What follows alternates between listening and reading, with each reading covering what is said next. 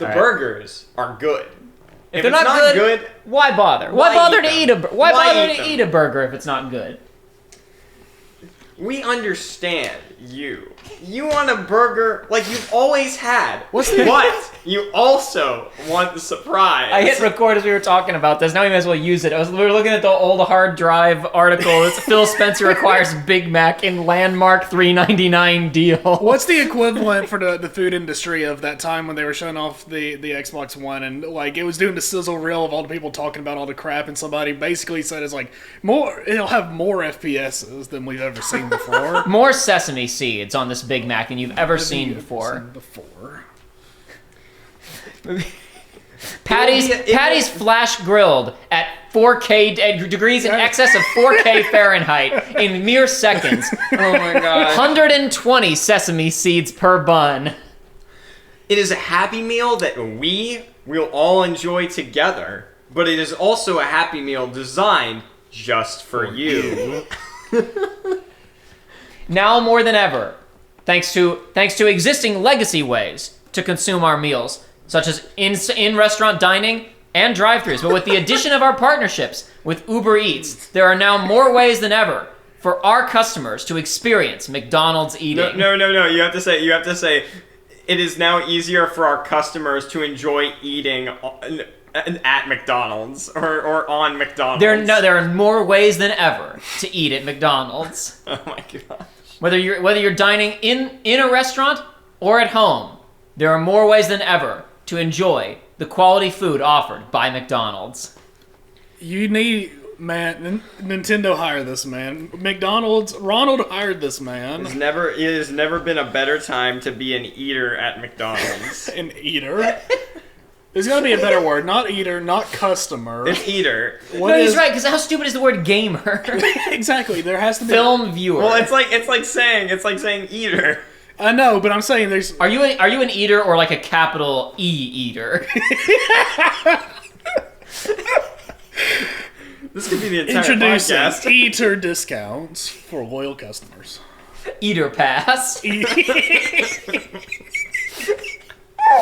It's too early for this crap. It's expanded to include limited items from Arby's. No, McDonald's Eat Pass. Oh my god. It's too early in the discussion for me to start losing my mind. Is it? No. Is it though? It's I guess excellent. not. We haven't done one of these in a year. I say it's a good thing we're going in with high energy. Oh my gosh. It has been a year since we put out the one where we talked about the Yuffie DLC and the Supportive 6. Oh baby. Which I still think our whole Supportive 6 runner is one of the funniest things we've ever recorded. Well, that's going to be the third Spider-Verse movie. You know, after Sony it sniffs too many of their own farts and it goes back to being bad. Like that's what they're going to make. Well, that was the whole discussion of that. Was that's what the live action movies are going to turn into. We'll see what happens with the Spider-Verse movies. The Spider-Verse 2 just came out as we're recording this, and I don't think you haven't gone to see it yet, have you? No. Joshua and I haven't gone to see it yet either. Perhaps in a few days, but it is funny that last time we were here, we were talking about one before it. I said I'd like to rewatch the first one just to get a. But it's funny that last time we recorded one of these, it was shortly after Morbius failed at the box office twice, and now we're coming back around again and. Purely by coincidence. Just like it sold a more billion, Golem sells a Golem-million copies every day that it's out. Golem-million, the gold standard of video games. I don't think we're going to have too much to say about Golem. I don't think we're going to say too much about Golem. None of us have played it, none of us care. None of us will ever play it. No. Unless someone donates $1,000 right now. No. Do it now. It's not live, they can't do it. If PlayStation makes it free one day, like they did with Mighty Number 9, maybe I'll play it. Was Mighty Number 9 a PlayStation monthly free game? It was. I've not touched it, but I've got it in my library. Oh, boy. It's right, like an anime fan on prom night. That one's so funny because it's like you have bad games and you have reviled games, and it's like it felt like a spit in the face that was one of the ones they gave. My favorite thing to come out of Mighty Number 9, and the image probably existed before this, but I hadn't seen it before this, was the Sonic the Hedgehog Twitter account saying congrats on the release, Mighty Number 9, it's better than nothing, with an image of Sonic shrugging, but somebody replied with just an image of a photoshopped 3DS game called Sonic and the Glass House. Sonic standing inside of a glass house. The image may have existed before that, but that was the first time I ever saw it. But anyway, so we're here to do this again. We got a lot of different stuff to talk about. We almost recorded one of these back in December. We almost recorded one of these, but we didn't quite have the time or the energy or the lack of technical difficulties, so it didn't happen. We were going to talk about Andor during that. And possibly Dark Souls 3, because Joshua, I think that was when you had just recently beat. No, okay, so this was a little bit later. No, that was earlier. Okay, my bad. I mean, I hadn't played Dark Souls 3 until like 2 months ago. Okay, my bad. Then never mind. We're not going to do an Andor spoiler cast or anything thank anyway. Other than just state once again good. that show was really good. Since we didn't get we talked about it a couple times on other stuff, but I remember like texting you, Joey, or calling you like a month or two after that show wrapped up and being like, I was thinking about it again and I realized that like it feels like it was fake. It feels like it didn't happen. It feels like it's something you dreamed, and in your dream you really enjoyed it. Thinking back on it, you're like, they didn't. There's no way that happened. I must have imagined that. There's no way. It couldn't have been good. Yeah, they couldn't have made something good. There's no way that there was that scene where he stealth grabs a guy from behind and forces him to the ground, and you think, oh, he's gonna knock him out. Like he puts a finger to his lips and forces the guy to the ground, and you're like, oh, he's gonna knock him out, and then he just shoots him in the chest. Just executes him. This is great. What a hero. Oh, it's so good. Anyway. But no, it didn't feel like Star Wars, and therefore I'm gonna make 500 video essays about how it's secretly evil and of course. Kathleen Kennedy continues to ruin the brand. That was so. I just showed you a minute ago, like the thing going around on Twitter right now, like the name a historical battle without googling. Yeah. And I showed you the picture of Low Tier God. Low Tier God versus that skinny white guy whose name I don't remember, where Low Tier God's looming over him. Yeah, and he's like skinny white guy wins. The guy who looks like Pro Jared. He does look like Pro Jared. Another one that I saw was name a famous historical battle without googling, and it was hold on, I can just pull it up. It was somebody who just posted a string of thumbnails for videos that had all been uploaded in the same day. Kathleen Kennedy insults the fans. Indy 5 backlash gets worse. Jon Favreau says, I'm ending this forever. This is big news. Daisy Ridley in trouble with Disney and Lucasfilm. This is why. It's official. The sequel trilogy remake is happening. Ben Solo is alive. Adam Driver rehired by Lucasfilm. Kathleen Kennedy admits plan to end George Lucas. This is awful news. What? I love the industry, man. Those were all uploaded within 24 hours of each other from the same channel. From the same. Oh my god. From the same channel? Yeah, oh my I was god. Guessing. I thought that was like you like Google Kathleen Kennedy or something, or not Google, but YouTube it. I don't know because this doesn't show the channel name here, but it looks like it's a screenshot of somebody's like the channel interface. Okay. Well, I mean, I just saw the thumbnails and they all look like the exact same format. Yeah, the thumbnails so are all the assume exact so. same format. Yeah. So I'm pretty sure it's just one dude cracked. Listen, you know what? I can't say. You know what? He's got more wherewithal than I do when it comes to making YouTube videos. Can't fault him for that. I suppose. I'm sure they all live up to an incredibly high quality. Oh yeah, listen, I'm sure he doesn't repeat the exact same talking points. Listen, in each of I may them. not agree with what he's saying, but at least I know what's on his mind. He at least says what we're all thinking. He lays it out for you. He lays it out for you. Before we move into talking about stuff we've been up to recently and some news items, I want to address really quickly a couple of channel things since I'm going to try and get this out pretty quickly. Obviously, Uncharted 4 is continuing apace. I've also said Final Fantasy VII Remake coming sometime soon. When's it coming? Still soon. Unfortunately, I've been really, really busy. The Bible says that Jesus is coming soon. It's true. in the grand scheme of things. Exactly. Life is short, isn't it? We have only a fleeting moment of time on this blue speck in the infinite galaxy. Blue dot. But basically the thing is we have started shooting it. We're a number of episodes into filming it. But we haven't been able to shoot anything for a little while because other stuff has been going on and I've been in and out of town. And there's just a couple of other items that are not quite done that need to be done for the first couple episodes to go out. I think I can state with confidence that it'll be started by the ending of June at least. Yeah. If it takes me longer than that, it will be extremely embarrassing. Oh yeah. So expect Final Fantasy. Trust me, we're used to that though. The Sonic figures are coming. The Sonic figures are coming. You've been saying that for 50 years. No, it's 50 years if you listen to that video again. It's 50. President Corey has been in politics for 50 years and he still hasn't. Maybe he means the party's been saying that. Perhaps. No, it's him. It's anyway. him. But Thank you. that and Nothing quite like in the works just yet because I've been busy with other stuff, like I said, but I got a couple of things for the main channel that should be coming along relatively soon. We will stream more Breath of the Wild at some point in the near future. Obviously, Josh and I did like the two just like, single Tears of the Kingdom streams, but we're relatively close to the ending. I mean, like, obviously you're as close to the ending as you want to be in Breath of the Wild because you can just go sprint and fight Ganon. But in our ongoing streams of Breath of the Wild, we have finished 3 of the Divine Beasts. Yeah, we have 1 Divine Beast left. We've gotten the Master Sword. And a couple, there's really only 1 thing left after all that. Yeah, a couple of significant like side questy things that Joshua and I would want to do with Joey, and also like get the rest of the memories and stuff. There's 1 big side quest and then all the memories. It could be done in 2 streams if we really mainlined it. If we took the controller away from Joey. If I took the controller away from Joey, we could do all of that. The final challenge is an arrow puzzle. It's a bow and arrow puzzle, and I'm there for 3 streams. Yeah, and you have to add gyro aim too. It's literally the Korok says, "Wait, what's this? You're not using gyro aim. It's going to be too difficult without it. We're turning it on until you complete." No, he says now die. Oh boy! I get the secret option where it says, "Oh, it seems here that you have Link's crossbow training. Here, we'll enable the Wii remote setting for this." We do have Link's crossbow training. I did. Look forward to our Link's crossbow training. Everybody's got Link's crossbow training. Play. Everybody's got Link's crossbow training. What do you mean? It's prolific. It came free with your effing Wii Zapper. I didn't get the Wii Zapper. It sounds like you suck. Let me tell you, I do have Link's crossbow training. I got it for $1 from GameStop. You got it for like $10. It was on sale for $1, and I was like, "There's no way this is $1."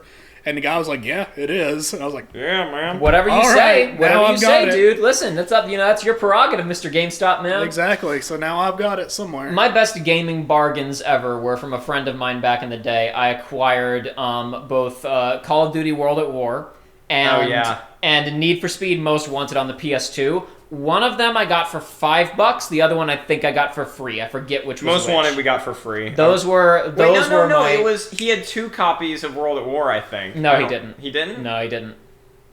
But he didn't have he couldn't find the box for it at the time. So I have my disc in a sleeve in my Modern Warfare 2 box. Yep. He found it later on, but I never took it from him. It had been mauled a little bit by some dogs. It's too bad that the campaign in that game's garbage, because the multiplayer in World at War is actually really fun. It's fun, and everybody says it's bad or cowards. You just gotta get good. Exactly. You gotta get good at iron sight sniper rifles, and also at dealing with dogs. It's that... They have released the dogs! You gotta deal with it. I was gonna say, dogs are easy, you're just bad. Exactly. Yeah, and you get 3 points for everyone you kill. Exactly. Tanks, tanks are fun. Screw you. They're fun to play. Yeah, it's that game I've talked about before. I don't really like the Black Ops going forward map design for most Call of Duty games because it's so tight in and it's just about submachine guns and quickscoping. But, like, that's not to say that Treyarch doesn't have, like, some intelligence about multiplayer design, and that game has enough big maps with enough value to rifles. Yeah, bolt action rifles are actually useful in that game. Yeah, that was a fun multiplayer game. Ignore all the LMGs, like every Call of Duty where LMGs just suck. What are you talking about? Have you never played Warzone? Where LMGs are the only thing that matter? No, I haven't. He hasn't played any of that crap. Warzone 2, at least. I don't know. I haven't played it in a while, but... First couple patches of Warzone 2, LMGs were... There was one LMG that mattered. Here's the thing. I don't care. The CODs that I played, I remember back when I played MW2, I was like, oh man, RPD seems cool, and I played it for a while, and then I switched to another gun, I was like, wow, everything's better than this. I'm trying to think about any good deals that I've gotten. The RPD's pretty good. It's not called that in that game. Yes, it is. You're wrong. I'm not fact checking. Light machine guns are useful in Warzone because you need the large clip size to not have to reload. You need the large clip size, and then you also need the range. And those things mag size, whatever. Like if you have an AR or an SMG in that game, it's like they can't hit so far away, but the damage drop off is insane. The damage drop off is so low, and if they're wearing armor, there's just no point. It's like you're just spitting at them. Yeah, so and LMGs barely have any damage drop off. Yeah, so if you're engaging at long distances.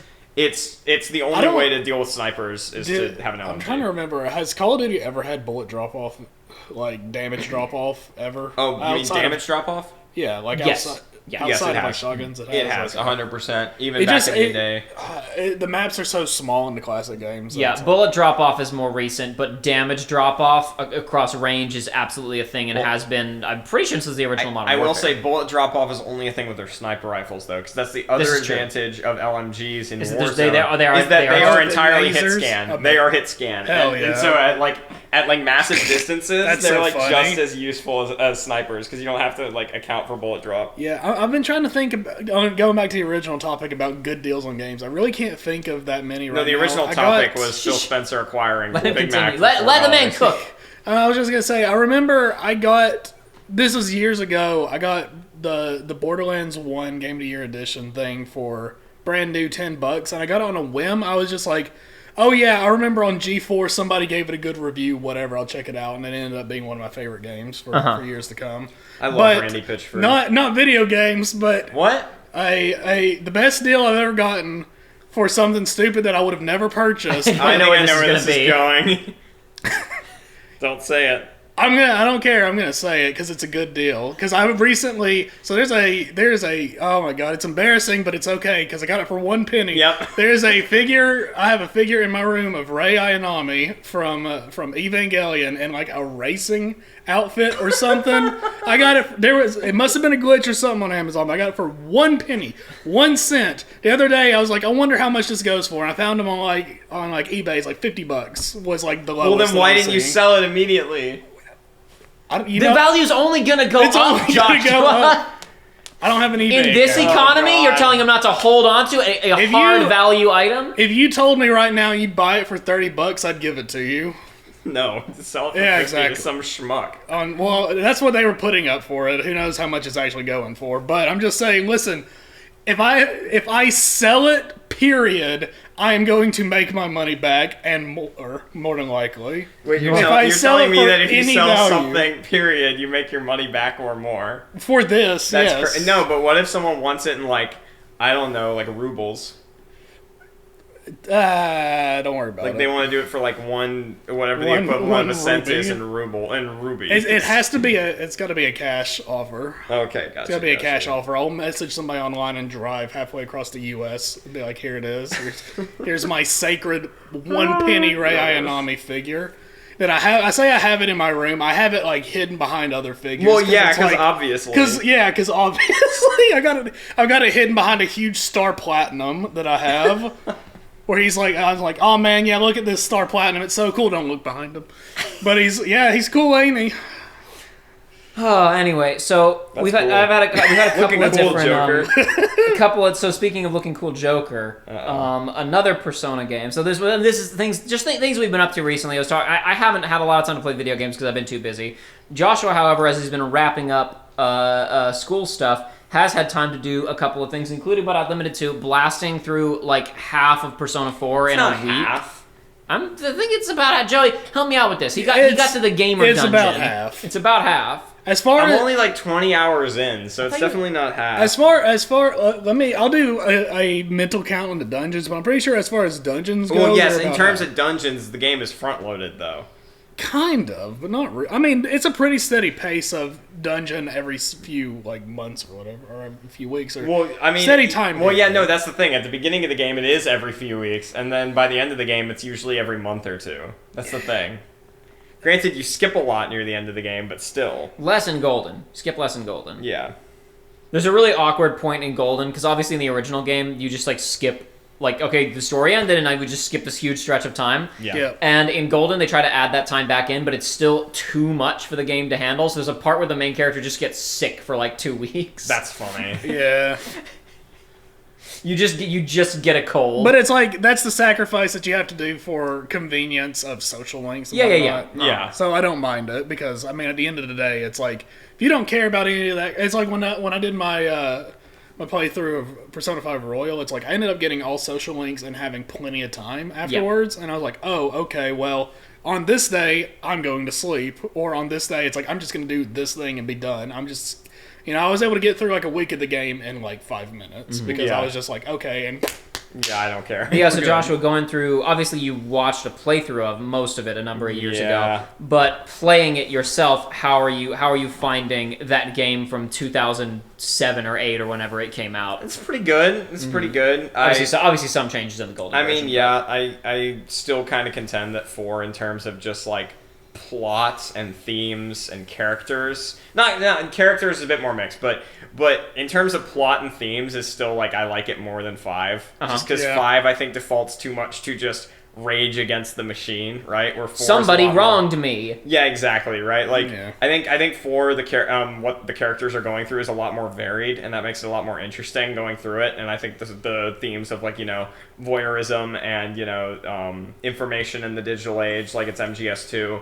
I like that a lot more than just the rage against the machine of 5. However, in terms of just like optimization and stuff, like it's just not nearly as good as 5. It's Sure. not as clean. I mean, that's the conversation we've had where it's like when you're talking about when you're comparing. I'm not going to say Persona games when you're comparing 3, 4, and 5 because those are a different beast from the original games altogether. But it's like it's hard to have the which game is better conversation when it's like 5 is so much more stylish and polished and quick.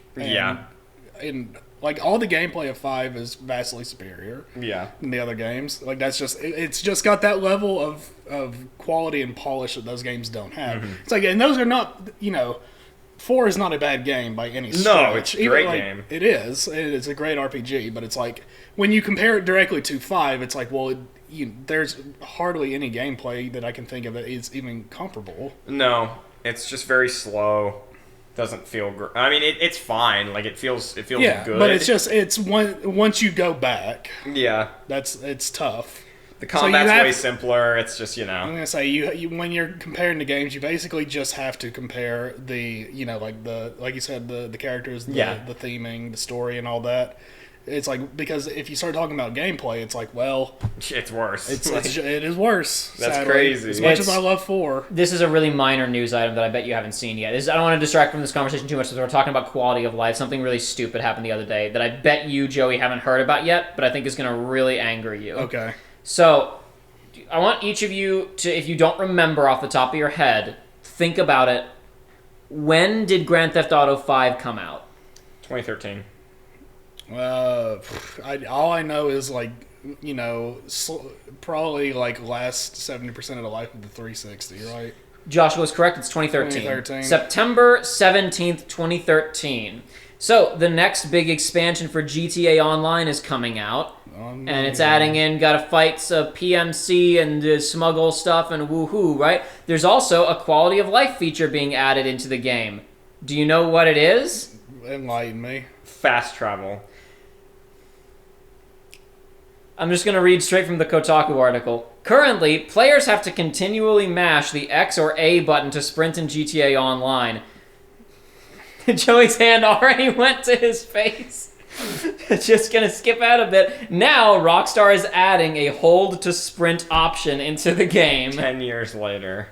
Thanks, Rockstar. Well, no, it was a great idea because the harder you mash, the faster your character runs. It's like sprinting in real life. Yeah, it's so cool that they needed to bring it back to that game and have it in Red Dead 2 and everything. Oh my god. It makes Red Dead 2 such a better game. Red Dead 2 is the most fun game to play ever. I really like when it aims the gun for you and drives the horse for you and runs the guy for you and flies through the window for you. I've talked about it. Too bad it's got a great story. Yeah. Yeah, exactly. I've talked about it a few times where it's like I really feel like both 5 and Redemption 2, it's like they suffer from being in the Rockstar engine. I've said it a bunch where it's just you can love those games and there's nothing wrong with it. I think it's fair to say Joshua and I both love Red Dead Redemption 2. I love that game. Yeah, it's just too bad that its gameplay sucks sometimes. And then because of Rockstar. it's like, and I have played. I'm not willing to admit how much GTA 5 I've played, especially because of online and all that. But it's like, so I do like these games. I just hate the way they feel. I can't tell you how many times. It's just if they feel so clunky compared to games that come out afterwards, and it never feels like going from 5 to RDR2. It's like I still felt the same clunkiness in the overall gameplay. It's like a great example is just try to do anything precise. Try to walk through a room without bumping into a table. Try to go up a ladder the first try. Try to go up the stairs the first try. That was perfect. You're gonna it's a coin toss. Just It's a fear and hunger coin toss of whether or not you're gonna go up the stairs or you're going to stumble and ragdoll and fall. Just be like Persona 4, where you're just walking through empty hallways the whole game. Exactly. My favorite was that I'd already brought my controller back from there, so I was playing it on keyboard. Where there's I was gonna say you were playing Persona 4 on keyboard and mouse. It was horrible. Oh my gosh. It was so horrible. That shit was optimized for maybe about 3 seconds. But no, it's You still use it's like Zelda camera controls. Like you right click and the camera whooshes behind you. It's Awesome. It's awesome. So well designed. There's not even like a click and drag for the camera or something. No. Okay. Like literally, if I would try to open a door, I'm like running through the hallway, right? And it's like, oh, there's a door to my right. It's like I'd press like A to move my character like 90 degrees this way. When it comes and then I just have to and then I just right click to have it turn the camera that way. When it comes to Great gameplay, poor by the PC way. optimizations, we're coming back into the era of like the original like survival horrors, where it's like half of the difficulty is moving your character and controlling the camera. It's Yeah. like tank controls were the difficulty of the game. We're just getting that now with bad PC ports. Yeah.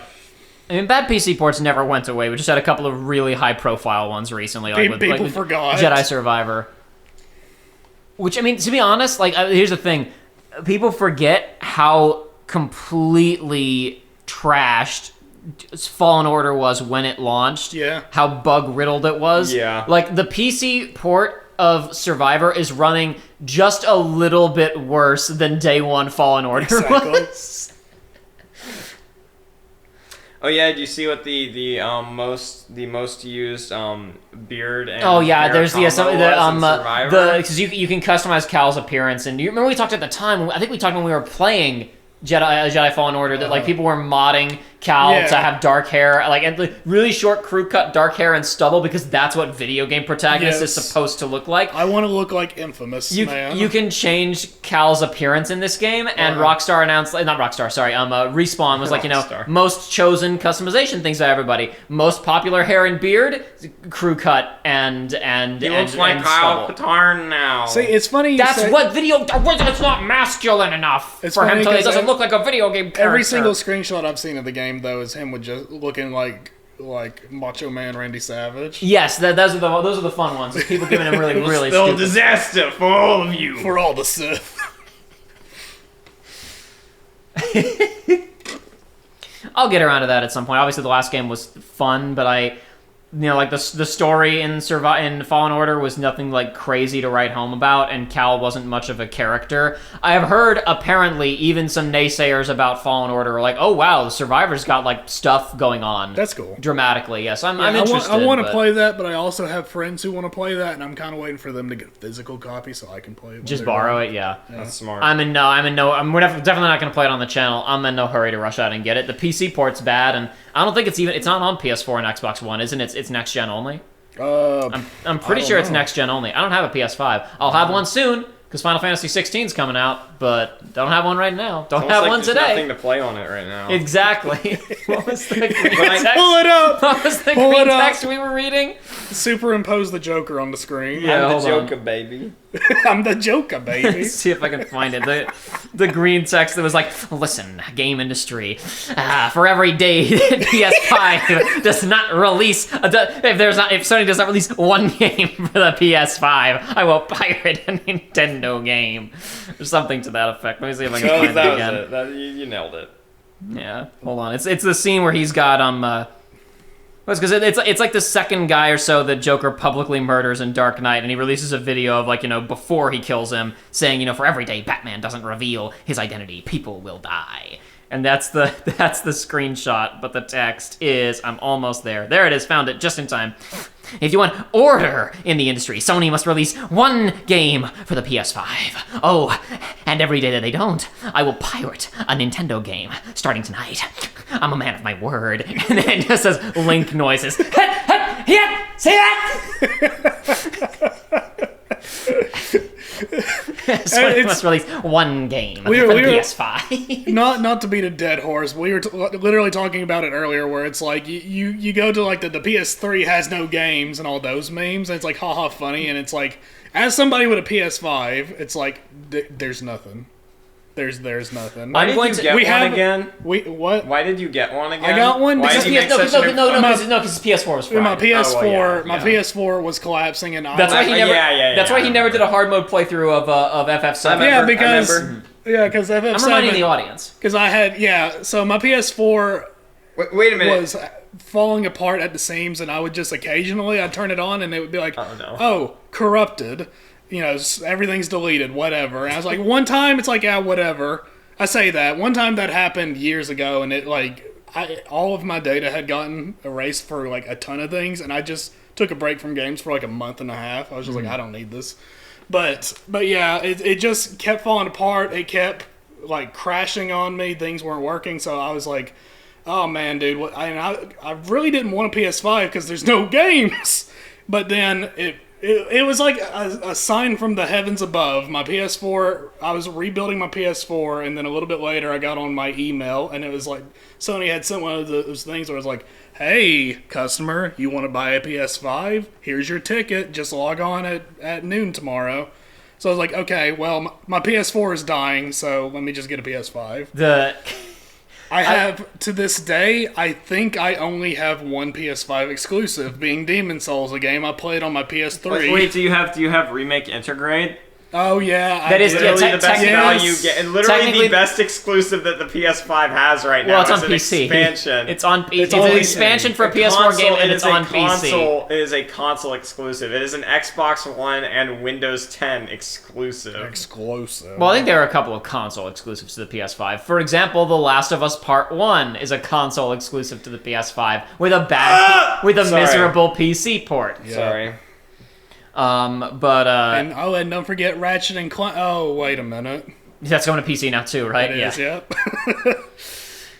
Oh, I forgot about Ratchet and Clank. Frickin' I saw. Pretty sure the world did too. I love Ratchet and So Clank. I'm gonna get a PS5, and frankly, I'm still gonna be using my PS4. My PS5 is going to turn into some of these games are too big, and I'm just gonna have basically two consoles that I can spread things out across. Like I play Call of Duty Warzone sometimes. It's very large. Too big. I'm gonna put it on my PS5 where it's gonna run better anyway, and Final Fantasy 16 is gonna be on there, and maybe FF14 will be on there, and that'll be all that's on my PS5. Everything's gonna stay on my PS4. I think back to an image I saw where it was like a painting of Native Americans. I was gonna bring up the exact same image. There's a meme image. It's a painting of Native Americans tracking someone, and people like to add captions of, so and so has been here. How can you tell this? And this one was Western Dev has been here. How can you tell? And it's like 200 gigabytes. Yeah. Yeah. I was literally teeing myself up to talk about that image. Oh, it's good, dude. I love it. Anyway. But yeah, so that's I mean, there's not much to say about it because it came out ages ago and we just got segued off of it. But yeah, Persona 4. Yeah, that's back to been Persona. It's pretty fun. yeah, no, it's been fun to Joshua. Like I said, obviously watched it I showed it to him years ago, probably like 10 years ago at this point. Yeah. So obviously Josh had some of this in his It head. was like but 8th grade. It was legitimately like 9 years was ago. consistently texting me and calling me, wanting to talk about like, wow, these characters are really good. Mm-hmm. And also like the whole discussion of like, you can tell which of these characters are more well adjusted than the others depending on how they respond to their shadow, basically. Yeah. Of like Risei goes, okay, that makes sense. I have a lot of work I need to do on myself. And then 5 minutes later, Teddy's like, no, they're making it up. Boo-hoo. Yeah. I don't agree with me. I still don't believe anything you're saying, but can I have a persona anyway? We might need to watch that video again. We might need to watch the Him Daisy comic dub at some point, yeah. I assume you're familiar with the Him Daisy. I am because of you. Yeah, I was like, there's no way I haven't shown that to you in some point in the last, Yes. 11 years of us Something knowing like each other. We're coming up on in 2 weeks. It's going to be 10 years of the YouTube. Really? Yeah, because it'll be we gotta celebrate by streaming Fortnite. Absolutely, yeah. Okay. We can get Ninja on the show. Yeah, it'll be the original FF15. Everybody in the crowd, Jacob continues to deny me my idea for a stream on here where we had an idea like discussed a long time ago of doing an April Fool's stream of Fortnite, which was basically just we wind up. We're on the main menu. The just chatting on the main menu phase lasts for 4 hours. Yes, and it's okay. I have it where occasionally I would press the button and we do the Fortnite dance, and that's it. I'm an idea man, and my good ideas have been ignored. Well, as we discussed, there's now a lower tier than Idea Man on the internet. I showed while you were out of the room, Joshua. I showed Joey a message somebody had screen capped of it was clearly like in a Discord thread or something where someone had the hey, I've got a great idea for a game. I'm looking for someone to help with the code and the art and the other stuff. And literally everything. All that shit, right? So there's now a new lower bar than that, which was, hey, this may sound silly, but is there anybody out there who could help me make a game? An AI gave me I asked again AI to give me an idea for a game. I just need someone to help with the code and stuff. What the? Wario's Land is sitting right there, so and instead they're wasting perfectly good AIs trying to come up with perfectly good AIs. Perfectly good AIs. Maybe we should go to the AI overlords. Yeah, basically be like, hey, listen. It's as we said. I think also before you came back in, Joshua, of like. The AI images, like nobody's legislating any of this crap. Nobody's trying to stop it. So people had started generating images of there was one. It was Mitch McConnell affair with young woman in hotel room, generating all these. I was like, we need to start making hundreds of these. I was gonna say, and then they'll do something. And then they'll do something about it. I'm telling, get to work, people. I don't know how to do any of that. Who's like the most anti-Ukraine assistance politician? Like that person making out with Zelensky or something. Would Russian mail order bride? Yeah, exactly. Get to work. Listen, all of you people that can actually do stuff with AI, you have a chance to be a hero. Yeah, get your fingers working on them prompts. So the most recent AI trend amongst the AI bros of look how incredible this is expanding classic images. Okay. Of taking a classic image and going, and now thanks to the magic of AI, we can see what is beyond the frame. What? So people are like, here's what's beyond the frame of Mona Lisa, and generating an additional 6 times worth of space outside the frame. And people I saw somebody really zero in on that of this is AI bros showing a complete lack of understanding of art. All you need is what is inside the frame. That's what the point is. No. But it's like the Mona Lisa generated with there's a mountain range over in the corner and a river over and on a Happy the side. Meal layer. And what's really funny is because she falls off into darkness at the bottom of the frame, so too does the AI expansion. It just falls off into Mercer miasma. That's freaking awesome. Though the another one that was really good was somebody used AI to expand the Abbey Road Beatles album cover, which is a real location. Road! Oh my god! And what's really funny about it is it generates there's a blimp up in the sky, but the buildings that appear outside of the frame, completely wrong. They are. Somebody joked it's just California. It's just LA buildings. Jesus Christ. That's awesome. I love it. It's so good, dude. Oh my god. It's an existential nightmare, but at least for the time being we can make fun of these morons. Yeah.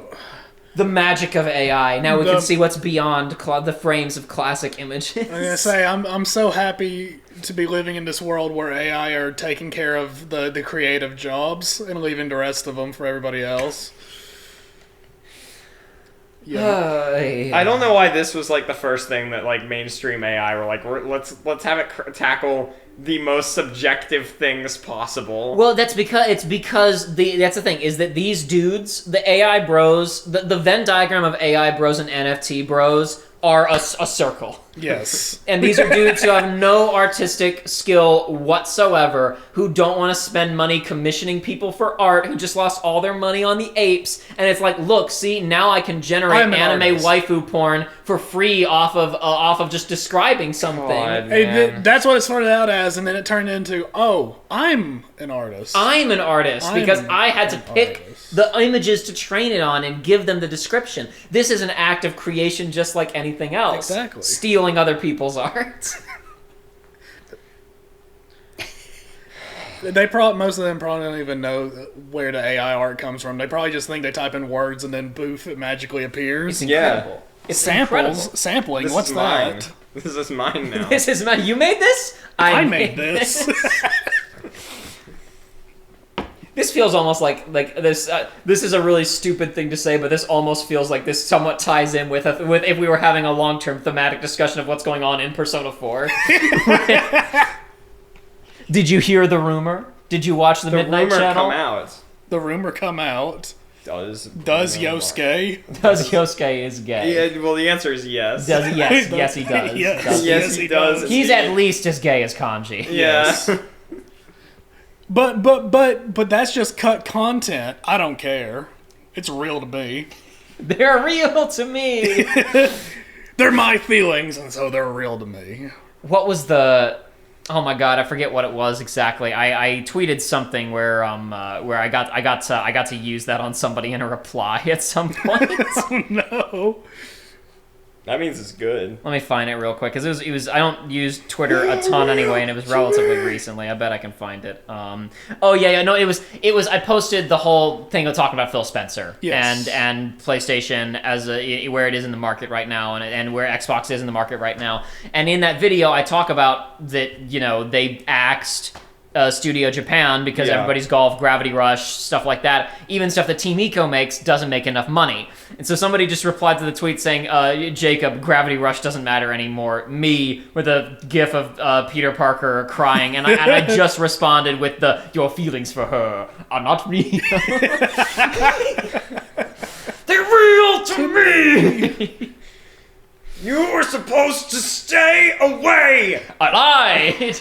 There's some great dialogue in the Force Awakens games. The Force Awakens The Force Unleashed games. That's from the first one after he's supposed to be a sleeper agent for the Rebel Alliance, but he actually gets taken in by their cause and is legitimately trying to support them, and he's at a meeting of their leadership that Vader tracks him to, and he screams at Vader, "You were supposed to stay away!" And then Vader goes, I lied. He's such a Chad in that game.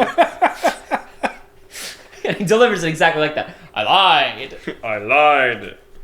What was the other really good delivery recently was a clip from some round table of actors and directors talking about stuff recently. There weren't none people who were just on the same project, just people who have been in stuff recently or whatever, just talking about stuff. And Pedro Pascal was there, and he's talking about The Last of Us. And someone asked him, "Did you try playing the game?" Yes. And he said, "I after we shot it, I did try it, but I just really, I'm no good with it. I couldn't figure out the controls. I really struggled. I gave it a shot, but I couldn't get through it." And Jeff Bridges is also at the table, and he goes, "I got really sucked into a video game once." And Pedro Pascal goes, "Oh yeah, which game?" Tron. Tron. Yeah, I saw that. That was making its rounds. That was a good one. That was a good one. I got sucked into the TV world. Woohoo! TV world. But yeah, Persona, there's not much to talk about because it came out 20 years ago, but Persona 4 is a good video game. We had a little bit of discussion I about it. really like how they don't tell you that you actually have to go manually activate Kanji. Oh yeah, that was pissing you the hell off because every other new party member, there's a mandatory scene that activates their social link. And then there isn't, and I got to the end of the school year where for 2 weeks you're doing other shit, and I was like, this is weird that it hasn't activated it's yet. Not popped. I'm gonna go look this up, and I'm like, wait, I had to do it manually. Wait, there's not another day before this besides studying days where I can't he's go still talk to like, Kanji. hey, do you want to study? And it doesn't, even though I can't even get affinity. It doesn't boost affinity because I haven't started the social link, and he has to be standing in a room at the school to initiate the social link, so he can't start the social link until after summer vacation. Yeah. Should have been saving. I'm clean. I was. He was rotating too much. I had 16 slots. I was rotating too much. I was trying to do too much. Trying to be valedictorian. Now you want to be Izanagi boy. Oh my god. Trying to be top of your class. Want to be most charming. Now you want to be the persona master. Trying to do too much. Well, it's not like I'll ever use kanji in battle anyway, so it's fine. Wow, damn. Did they? Damn. He's garbage. Roasted. He's like by far the worst party member in it. You just because you're correct doesn't mean you're right. Are you gonna put Teddy in over him? Ask yourself that. No, but he comes into my party at a higher level. So when I don't use either of them, he's better. It's a shame. Shame you feel that way. Shame you're wrong. No, it's fine. I'm right. What else have we been up to lately? Obviously, we've been playing Tears of the Kingdom. It's fine. It's pretty good. I really like how no one knows who you are. That's yeah. Okay, so honestly, everybody's been praising Tears of the Kingdom. It's time to take this game down a peg. This thing everybody likes. Well, I got a problem. It is honest to God driving me nuts in this game that no one knows who Link is. It is insane. Oh, well, maybe, Jacob, you as the player just did the sprint to Ganon last time around and didn't meet these. No, because everybody in the world knows who Princess Zelda is and knows what she looks like, and she was gone for 100 years, and it says repeatedly that you never left her side and you've been her bodyguard forever, so you have been everywhere she has been. Everybody should know that, Twink. Also, there is a major side quest that takes place in the story of Breath of the Wild that... Basically, the canon ending of the side quest is canon to Tears of the Kingdom. So yeah, we'll be very careful with this, but Joe, you'll recall the construction dudes who helped build the house, and one of them leaves to go do something else. Yes. There's a lengthy side quest involving that character later on, which is one of the things we'll have to do before we rep Breath of the Wild. Okay. You doing that quest is canon. Okay. It is a major part of what's going on in Tears of the Kingdom. Tears. But characters associated with that, including but not limited to the guy who built your house, the bald guy who runs the construction company, doesn't know who you are. I remember that when I was watching y'all play. I was like, what the hell is this? It's insane. It doesn't make any sense. But Jacob, this game is for child babies. They've been playing too much Among Us and have the brain rot. I'm pissed off. I'm pissed off that nobody knows who I am. I saved Hyrule. Borderlands. I mean, it's literally getting in the way of the writing in several places. It's so bad. It is actively impairing the game's ability to tell stories by pretending that Link doesn't know. As someone who thinks this game is awesome, like that is so grating. It's such a bad thing about the game. Like honestly, it's making me enjoy the story like 80% less. I'm glad that they're investing a bit more in some of the active storytelling stuff in this game, but I really hope they take it further in the next one because it's still not enough. The shot that Jacob called that I was like, what are you talking about? And then like he explained it for 2 minutes. And I was like, oh shit, you're right. That we had at the end of the first stream. We were right. Did we talk about it on the stream or not? We talked about it on the Yeah. stream. We were in game when you brought that up. Okay, we were playing the game when I talked about that? Yeah. And at the end, I was like, shit, you're right. And it turned out, yeah, we were totally right with like 0 data points. Now we have like 30 and we know we're right. I had maybe 1 data point. You had 2. You had 2 data points. And then the game, but I think I had 1 when I guessed, and then I had 2 when I said it aloud. No, but you're right. I don't know. Right. We talked about it. I mean, I don't remember exactly what I said, but the point is, like the shot call that I made like right away is now being dragged out across like 20 hours. It's so annoying. Of, like, what's going on? And it's like if you find like 1 of 10 different pieces of evidence scattered around the world, you know exactly what's going on,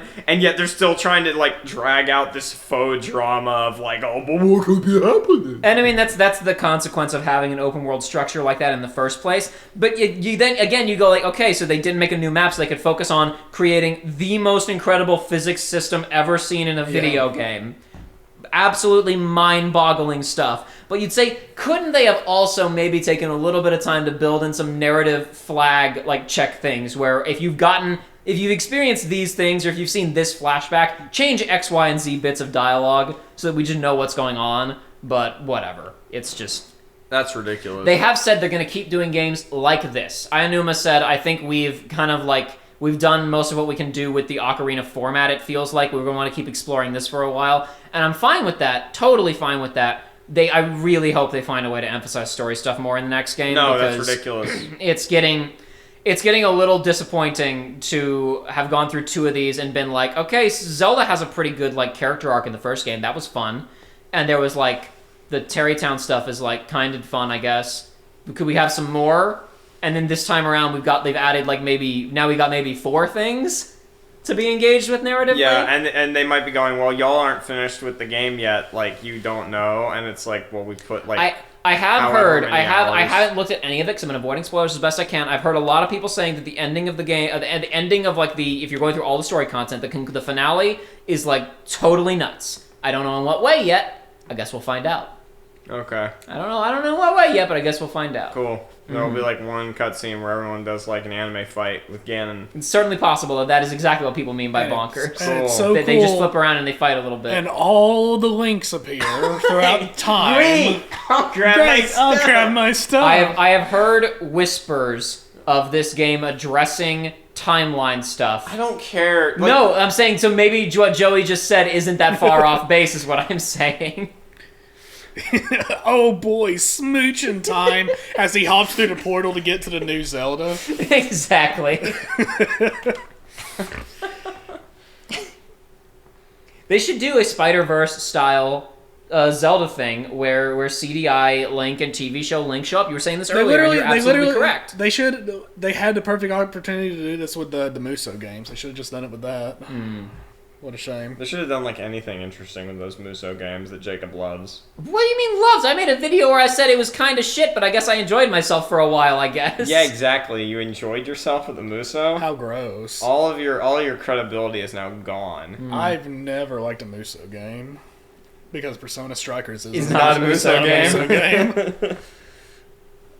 Why was that? And that's really the question, isn't it? Why was that one the one that wasn't? Why was that the one time that they didn't just make the same game again? And not the Nintendo ones. Why was it with Atlas that Atlas came in and said, no, you're gonna make a real video game? Why was that the time? Because Miyamoto saw however many enemies were on the screen, he was like, oh, that's good. Wow. That's good. That's like Mario 128, yeah, or like- whatever it was. Shit, you're right. That's why I loved crazy. it. It's perfect as it is. Ship it. One of my other items on here, which is now the movie's out and it's got good reviews, so I don't have to worry about it. But Oh, the Mario movie? Yeah, great. No. reviews on I do that. have a headline about the Mario movie, but no, I had one of my bullet points on here was I really hope Spider-Verse and Mission Impossible are good. Well, yeah, because everything else is gonna suck. Indiana Jones was at Cannes and people said it's fine. Damn, not again. Exactly.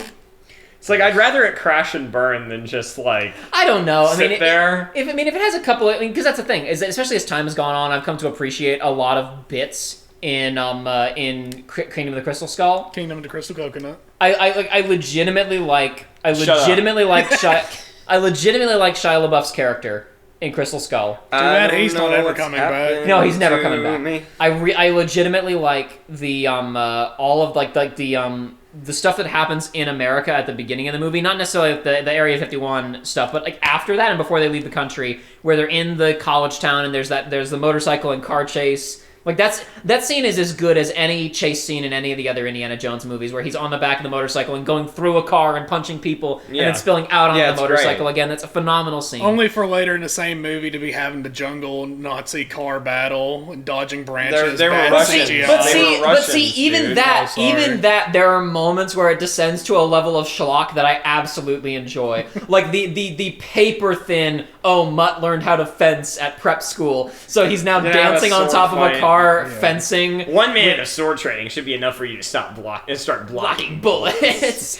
No, absolutely. That's like even some of that. Like I've come to enjoy on a schlock. This is so stupid level, and I'm fine with that because there's plenty of stuff in the original Indiana Jones movies that's schlock bullshit. What are you talking about? It's all very realistic. Let me put it this way: I like Mutt sword fighting between those two cars better than Marion getting carried around in the baskets. It's the worst part of that movie. There's that one. Yeah, there's the where he goes to the bar and he's like, "Guess she's dead." And he starts crying over how she died in a slapstick Looney Tunes sequence that felt like it was on speed compared to everything else in the movie. I will it's almost one of those things where like no art can be perfect. There's just no such thing as perfect art. Raiders of the Lost Ark would be so close to being the most perfectly paced movie of all time if it wasn't for that if it weren't for the Cairo marketplace sequence, because that scene is so wacky and feels so weird next to the entire rest of the movie.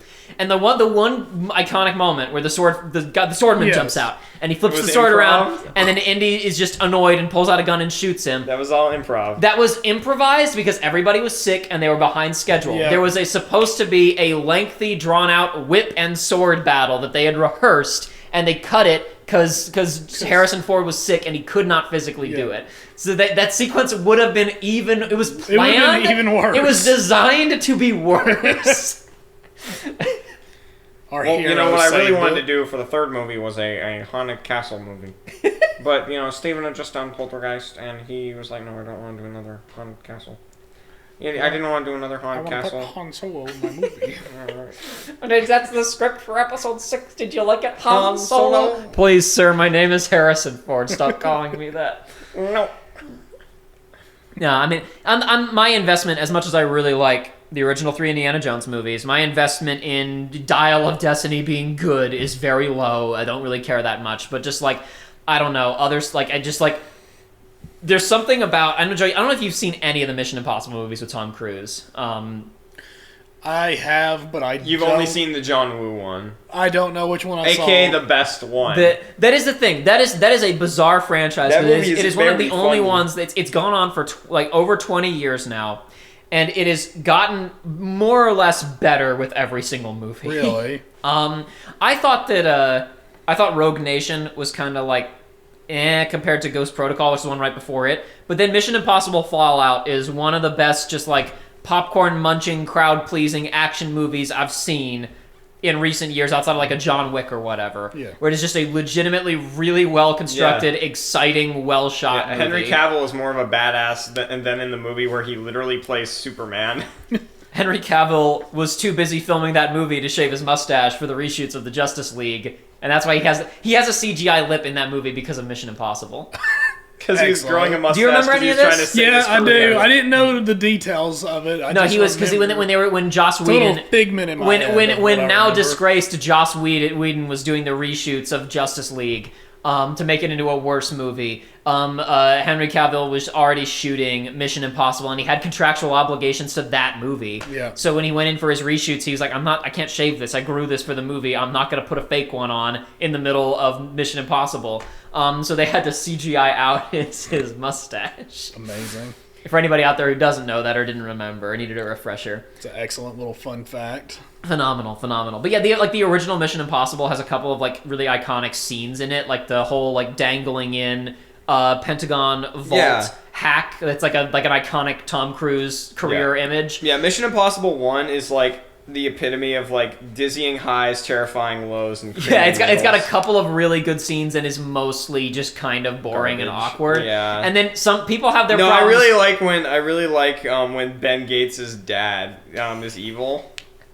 He takes off a mask, and then it's Tom Cruise. And anybody spoilers. Anybody who has problems with Mission Impossible 2 just hasn't watched John Woo movies. Because it's just a John. It is. You watch certain people. Remember the one time he's hanging on something and a dove just comes up next to him and like starts pecking at his face, and it's John Woo making fun of himself. That movie's great. There is a there's a problem with watching a lot of really talented like Asian directors coming over and making like the Western movies where suddenly the studio doesn't have the time. Isn't going to give them the money. The actors don't have the time. Aren't talented enough martial artists to be able. You comparing Jackie Chan's internationally made stuff to his Hong Kong stuff is usually there's a noticeable drop off in quality.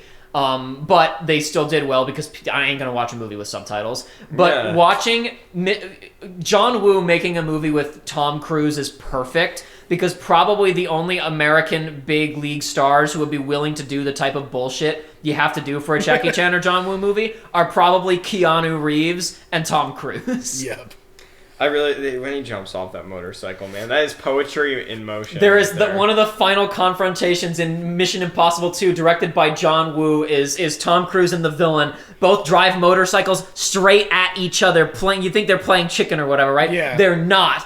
when they're getting closer, at the last second, they both leap off of the motorcycles and punch each other in midair as the motorcycles crash and explode, and they fly off of a cliff and roll around and then land in the sand and get up and keep fighting each other. It's literally the final movie ever. episode of the F-Zero anime. But no, It seems hell is a fate we both share. But no, punch. maybe a little bit because of the fact that I haven't even seen any of them, so I don't care. Like the recent spate of Marvel movies have been not good, apparently. Which I said after Infinity War and Endgame, it's like I'm gonna watch the Spider-Man movies and I will watch the final Guardians movie and nothing more. Yeah. Ever. And I haven't seen Guardians 3 yet, but apparently it stuck the landing too. Hey, I saw it. It's pretty good. You already saw. You haven't even seen the other two. No, I did. Okay, thank God. I did. All right. I did. It's like holy shit, you can't do that. I did. him or something. I watched 1 and 2 a few days before going. Gotcha. All right. Well, we missed the opportunity. Well, you to go didn't through watch those the movies holiday yet. special, so you basically didn't get the full experience, dumbass. Damn. All right, good. Not here. But Shut up. What? Make me. I'm the one that makes the Sonic reference. that's my job around here. Damn it! You can't steal my job just like the AI are. Even though I'm pretty sure all of us today at one point have gone disappear. At several points before the microphones were rolling, we all had different opportunities to do that for no reason.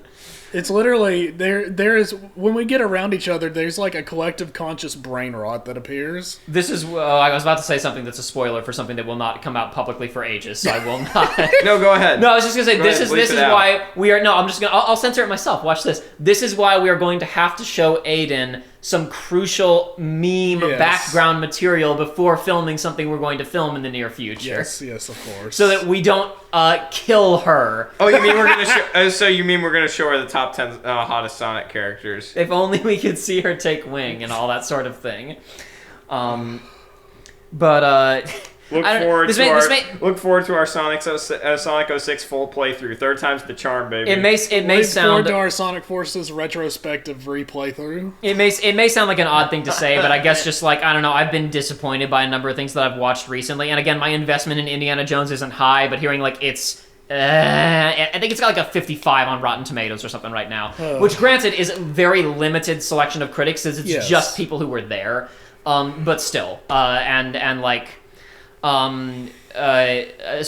Spider-Verse was again talking about like nothing can be quite perfect, but almost because the art fundamentally cannot be perfect. Spider-Verse was almost a perfect movie.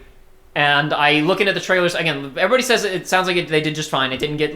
My fear was it was going to get lost in fan service bullshit or Sony business thinking, because we're talking about the What, support. you're telling me there's not going to be a credits theme rapped by Eminem where he just says the main character's name over and over again? The I want that again. The supportive six thing of like they only have access to a certain set of characters, so they're gonna take a bunch of villains and try to do a Suicide Squad hero thing with them because that's all they could think of to make money using these characters. And when they're like, okay, great, no longer just like 5 Spider-Men show up. There's scenes with 100 Spider-Men on screen right now, and look, it's that one from that spin-off comic, and oh look, it's Mary Jane and Annie from Renew Your Vows, and oh look, it's Pooter Man or whatever, and then over in the corner, like I'm like, okay, is this gonna be like haha funny for 2 seconds, or is the whole movie this shit? Yes. Because like the only things that the original movie did were like the I was a so-so popsicle.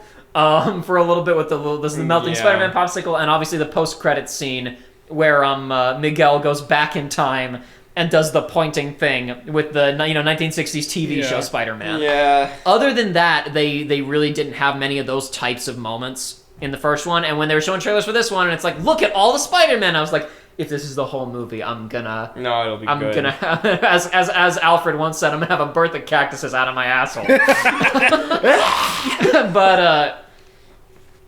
But reviews are in. Everybody says it's good, which I wasn't worried that it was going to be bad, because it was like the over under on it being good was obviously in favor of it being good. But that made me all the more worried that oh no, what if they screw it up? But what if? I've also was worried when they were like it's going to be a 2-parter. I'm like, I don't know what they can do to like sustain a cliffhanger ending in this type of movie. However, the last couple days, all I've seen is everybody saying, when the movie ended, everybody in the theater screamed, and so did I. We all walked out, and we were all talking about it. It's totally nuts. I can't believe they did that. That was awesome. So apparently they pulled it off. They killed every Spider-Man. Every single Spider-Man, all of them dead. And it immediately cuts and like all of them are dead, and it's like, but these are the last heroes, and then it cuts to somebody's Let's Play of Spider-Man, and your player character stops and turns and looks at the screen, and then you're ends. Spider-Man now. You're Spider-Man now. Watashi? It's just like Metal Gear Solid. But no, that's actually part of why I wrote both Spider-Verse and Mission Impossible, as I hope they're good, is that this Mission Impossible is also part 1 of 2. Oh boy. And the narratives of these movies are not generally the appeal. I did a video years ago when Fallout came out of like, I can't believe that this movie had something resembling a character arc for one of its characters in movie like 7. I wasn't saying, wow, what a rip-roaring narrative. It was like, I can't believe they squeezed anything into this. And that it worked, and it complemented what the rest of the film was doing. I don't know how they can get me invested enough in the plot of a Mission Impossible movie for me to walk out of the theater on a cliffhanger going like, I can't wait for the next sequel. one. Dude, it's gonna be so good, The squeakquel. I mean, yeah, no, it'll be fun to... Zara the sequel. Tom Cruise committing his entire existence to these movies He's awesome. makes them worth watching. Well, I mean, you know, what. he needed a backup after the whole, Dark Universe thing. Absolutely. Same with The Rock. Never forget. The Rock's career's falling through after the Black Adam didn't work out. Yeah. So he's going to be in the live-action remake What? of Moana, Black a movie that came out 5 years ago. Oh yeah, Joe, you know about this, right? But The live-action remake of Moana? The movie that came out 5 years I ago. heard about And it's that. gonna have all the same actors, just live Yeah. action. When they said The Rock is attached to it, I was like, are they going to cast him and not the girl who played Moana, who was like 16 when she played her, so could totally still play the role? And I was like, that's too... And then I read further in the article, oh no, she's back in it too. It's like, what's the movie then? He's just gonna be promoting Zoa. Those crabs that attacked him, like the little, like, not the crabs, like the little gremlin guys, they're all just gonna be Zoas. So we've been calling the goo in Tears of the Kingdom Mercer miasma, the same way we called it in the previous game Ganon goo. The Zoanite, which is the resource you have to collect for all of the future, all the technology stuff. Josh was just calling it Zoa. Hey, It's a joke that's for me and my friends at school only, because it's like every time we walk into like the main like store to like just grab like random snacks and stuff near like the academic There's a building full at my school, Zoa kiosk. there is that a nobody's kiosk. touching. There is a full Black Adam promoted Zoa kiosk in there that is still like 2/3 of the way full, and more than half of the Zoas in there still have Black Adam branding from like when did that movie come out even? Probably more recently than it feels like it came out. But he I wanna say promoted was it last so year. much to the gamers. How could the gamers let him down? Enjoy your gaming. Oh, what a shame. You hate to see it. Somebody did like math on watching the MLB playoffs and like the amount of Black Adam ads, and figured out like if you're watching even half of the games, you will consume in terms of runtime as much Black Adam advertising as there is runtime in the film Black Adam. Oh God. Good. Oh my God. Somebody- Okay, so that's when it came out. I think it was the MLB playoffs, or it might have been. Was it like the Sweet 16? I forget when it came out. It was not that recent. Okay, then it was the MLB So playoffs. it then. came out in September or October is what that. I think- it came I out in think that's October. right. I think and that's so right. and so there were Zoa cans that were 7 months old. I know. I was in there last week, right before I graduated. There were like 15 or so Zoa cans that still had Black Adam on the front of them. You should have got one supporting the movie. Go out and support Black Adam. Anyway, no, that's Dude, maybe it's like a superhero who kills people, bro. Isn't that so cool, bro? this is maybe maybe it's a silly concern, but one of the other reasons I'm worried about Mission Impossible is What? so the guy who's directing it, Christopher McQuarrie, I think I forget his name. McClunky? No, I forget the dude's McClunky. name. He's a really good director. He's done the last several Mission Impossible movies. He did Rogue Nation, then he did Fallout, and now he's doing Dead Reckoning Part 1 and 2. And he's also one of the lead writers on them, I think. And it's very clear that he and Tom Cruise are just like bros at this point. They're very they're planning the whole thing together and organizing everything along with their stunt coordinators. 1 second. I'm gonna double check the guy's name just because I want to make sure I get this right, and I want to check some of his other credits because he's done stuff other than these. He's done a lot of stuff. Christopher McQuarrie. I shouldn't have doubted myself. He is a screenwriter as well. Won the Academy Award for Best Original Screenplay for The Usual Suspects back in the 90s. Wait, what? Yeah. And so he's done a bunch of different stuff, but he also, there we go, I was trying to remember other stuff he directed. He also did Edge of Tomorrow, Oh, which really? is one of the best. So he's the best. He's my favorite. But it's person also in all. important to note his friendship with Tom Cruise extends to Tom Cruise begging him to come along and direct The Mummy. So the dude Show has me had the Mummy. the dude has had his he directed hold on one second. No. He didn't direct The Mummy. My bad. He was no idiot. What am I talking about? I was like, that can't be right. I had to double check that. I forgot. It was like right here. But no, he was a producer on it. No. Okay, hold on. Christopher McQuarrie is credited as a screenwriter, which means Tom Cruise begged him to come in and do rewrites. No, I was like, that he can't have been the director, because the director was, and I was right, Alex Kurtzman. Yeah, I knew it was Kurtzman. Yeah, I forgot about that. That's my bad. Even I knew that. Because Star Trek has always been about the emotion of the characters and wanting to kill each other and shoot massive guns at each other and get into big punching fight scenes where Spock screams at a guy. No, you're not being emotional enough. Okay. Are those the movies? Yeah. My friend tried to pawn those movies off on me the other day. The first Star He was Trek, handing The first and the third one are like fine. the Chris Pine, J.J. Abrams Star Treks. The first one is like a totally acceptable Star Trek, hasn't been around for 15 years, Soft action reboot. movie featuring the characters. Into Darkness is hilarious. It's so bad. It's embarrassing. And then they had the Fast and Furious guy,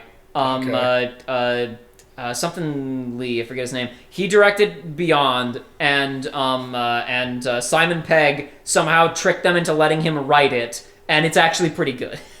I'm gonna say, well, it's like it wasn't that I didn't accept them. He's like, just take them. I'm like, dude, I was like, I've never seen a Star Trek anything, and I want to check out like TNG sometime. Yeah, I don't need this to be my first. I don't need this to be my onboard rant for this. No, I just watch all of TNG season 1 and get really depressed. Yeah, but 'cause it's I've terrible. seen more, actually, I'm sure. But yeah, Christopher McQuarrie also credited screenwriter on Top Gun Maverick, but that of course was directed by Joseph Krasinski, who is also, I think, just buddies with Tom Cruise because they did Oblivion together back in the day, which was like Joseph Krasinski's big passion project that he wanted to go and do. Stop right there, criminal scum! Yes, that Yeah. Oblivion. He wanted I hate Oblivion. I haven't even seen it because that was what Krasinski decided to go and do first before doing Tron 3. Yeah. And then Oblivion didn't make a ton of money, and then Disney bought Star Wars, and Tron didn't happen, and now Tron's being directed by somebody else, and it's going to star Jared Leto, and Daft Punk won't do the music because they don't exist anymore. This is news. You to didn't me. know about this? No. How do you not know Jared Leto wasn't going to be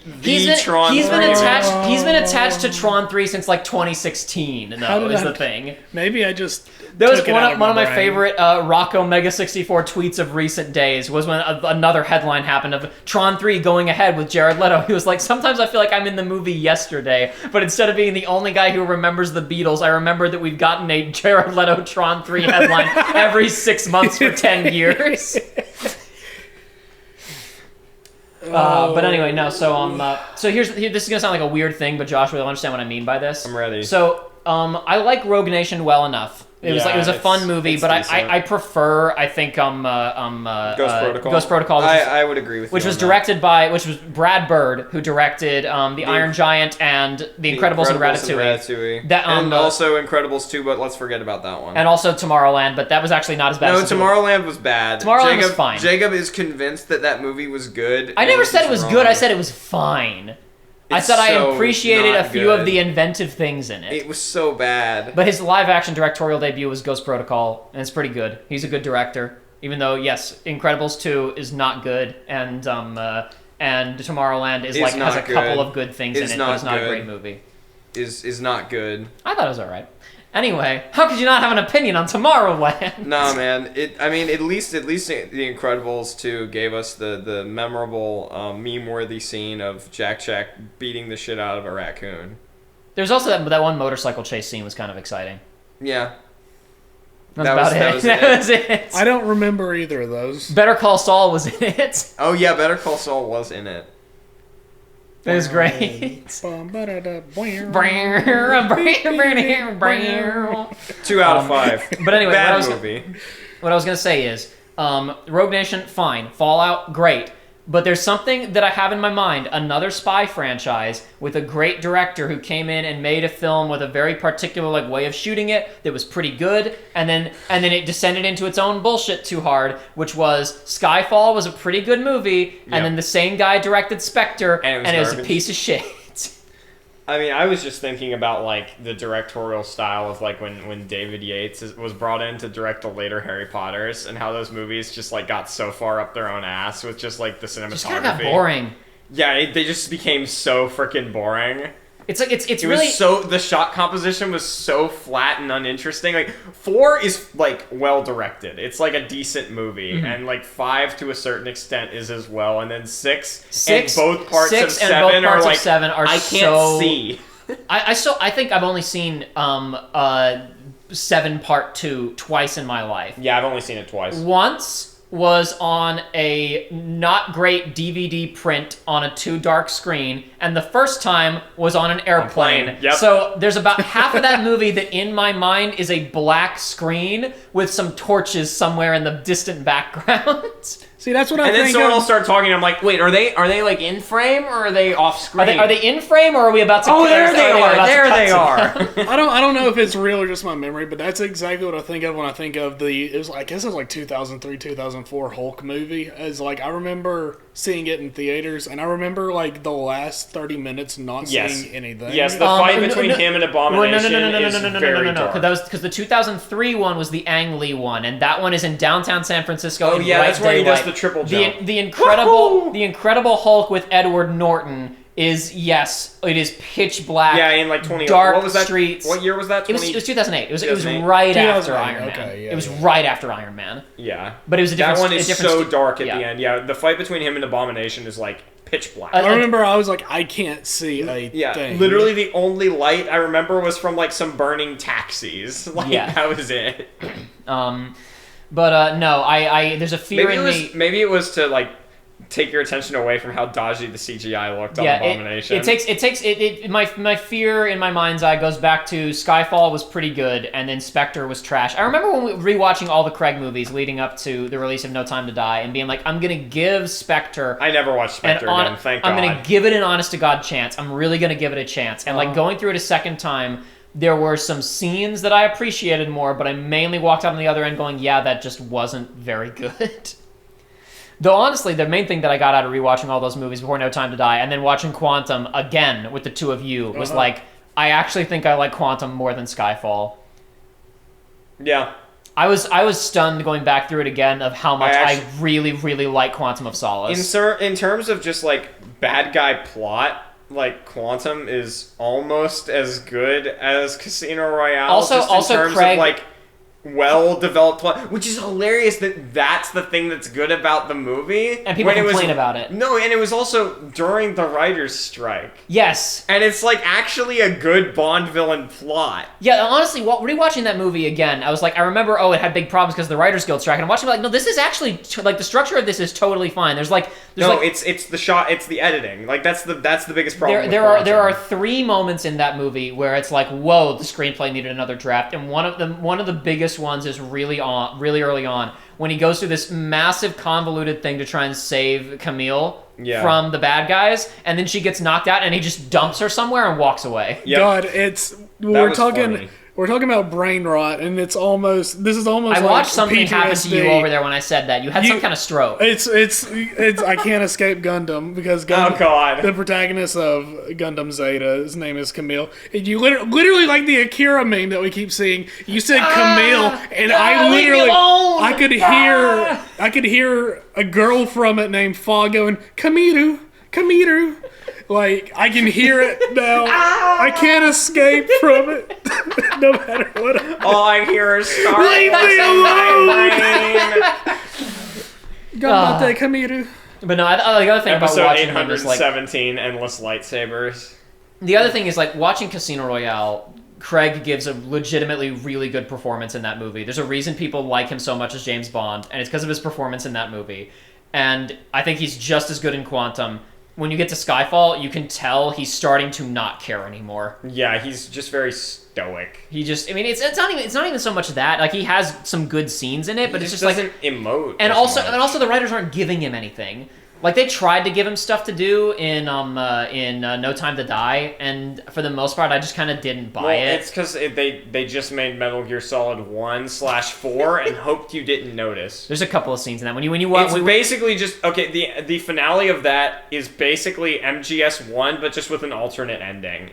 Mm-hmm. It's like it's the exact same. It doesn't matter because it's good. I really like when James Bond says Fox die. He basically says Fox die at a part of it. But so Joey, you'll remember because there's you watched literally the playthrough. stairway sequence where he's running up a stairwell shooting. It's the same movie. You know, there's that one part in MGS1 where it forces you can't go stealth. You just have to run up this stairwell on high alert, just holding down fire on your FAMAS. There is a scene in the finale of No Time to Die where James has to go up a tower to do something, and it is a legitimately stupendous single shot, single take action sequence of him going up a long, like, square tower spiraling staircase of guys coming out of doors, of coming behind him, and of great practical effects too, because grenades are being thrown and stuff is getting blown up as he's going up this. It was legit. I was very impressed. It was really phenomenal. My favorite part was when Otacon said, "Oh no, I guess they think we're expendable." Remember when Otacon said that? I remember when Otacon said that, yeah. No Time to Die? I remember when Otacon said that to James Bond in No Time to Die.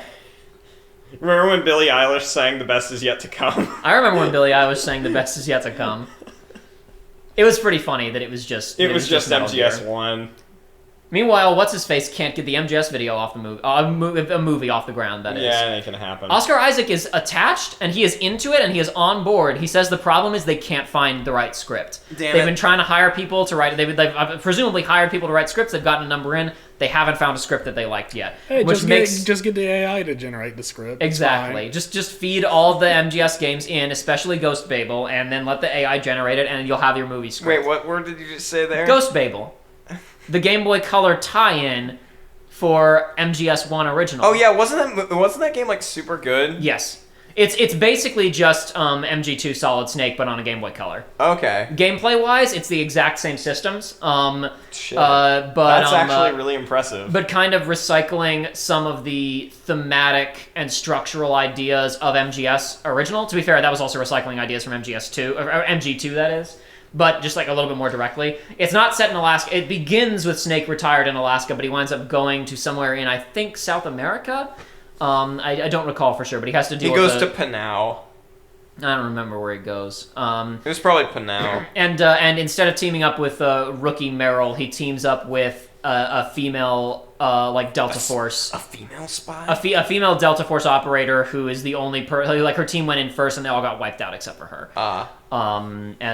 Campbell's in it, Mei Ling's in it, a couple of the other operators. Huh? Is it canon? No, it's not. It's definitely not canon. It's definitely not canon. Does Snake die at the end? No, it's just because it begins with SEAL Team 6 kicking down his door in Alaska and telling him you're coming out of retirement because there's a Metal Gear threat. It's the exact, like, the opening is identical to MGS1 except the briefing's different.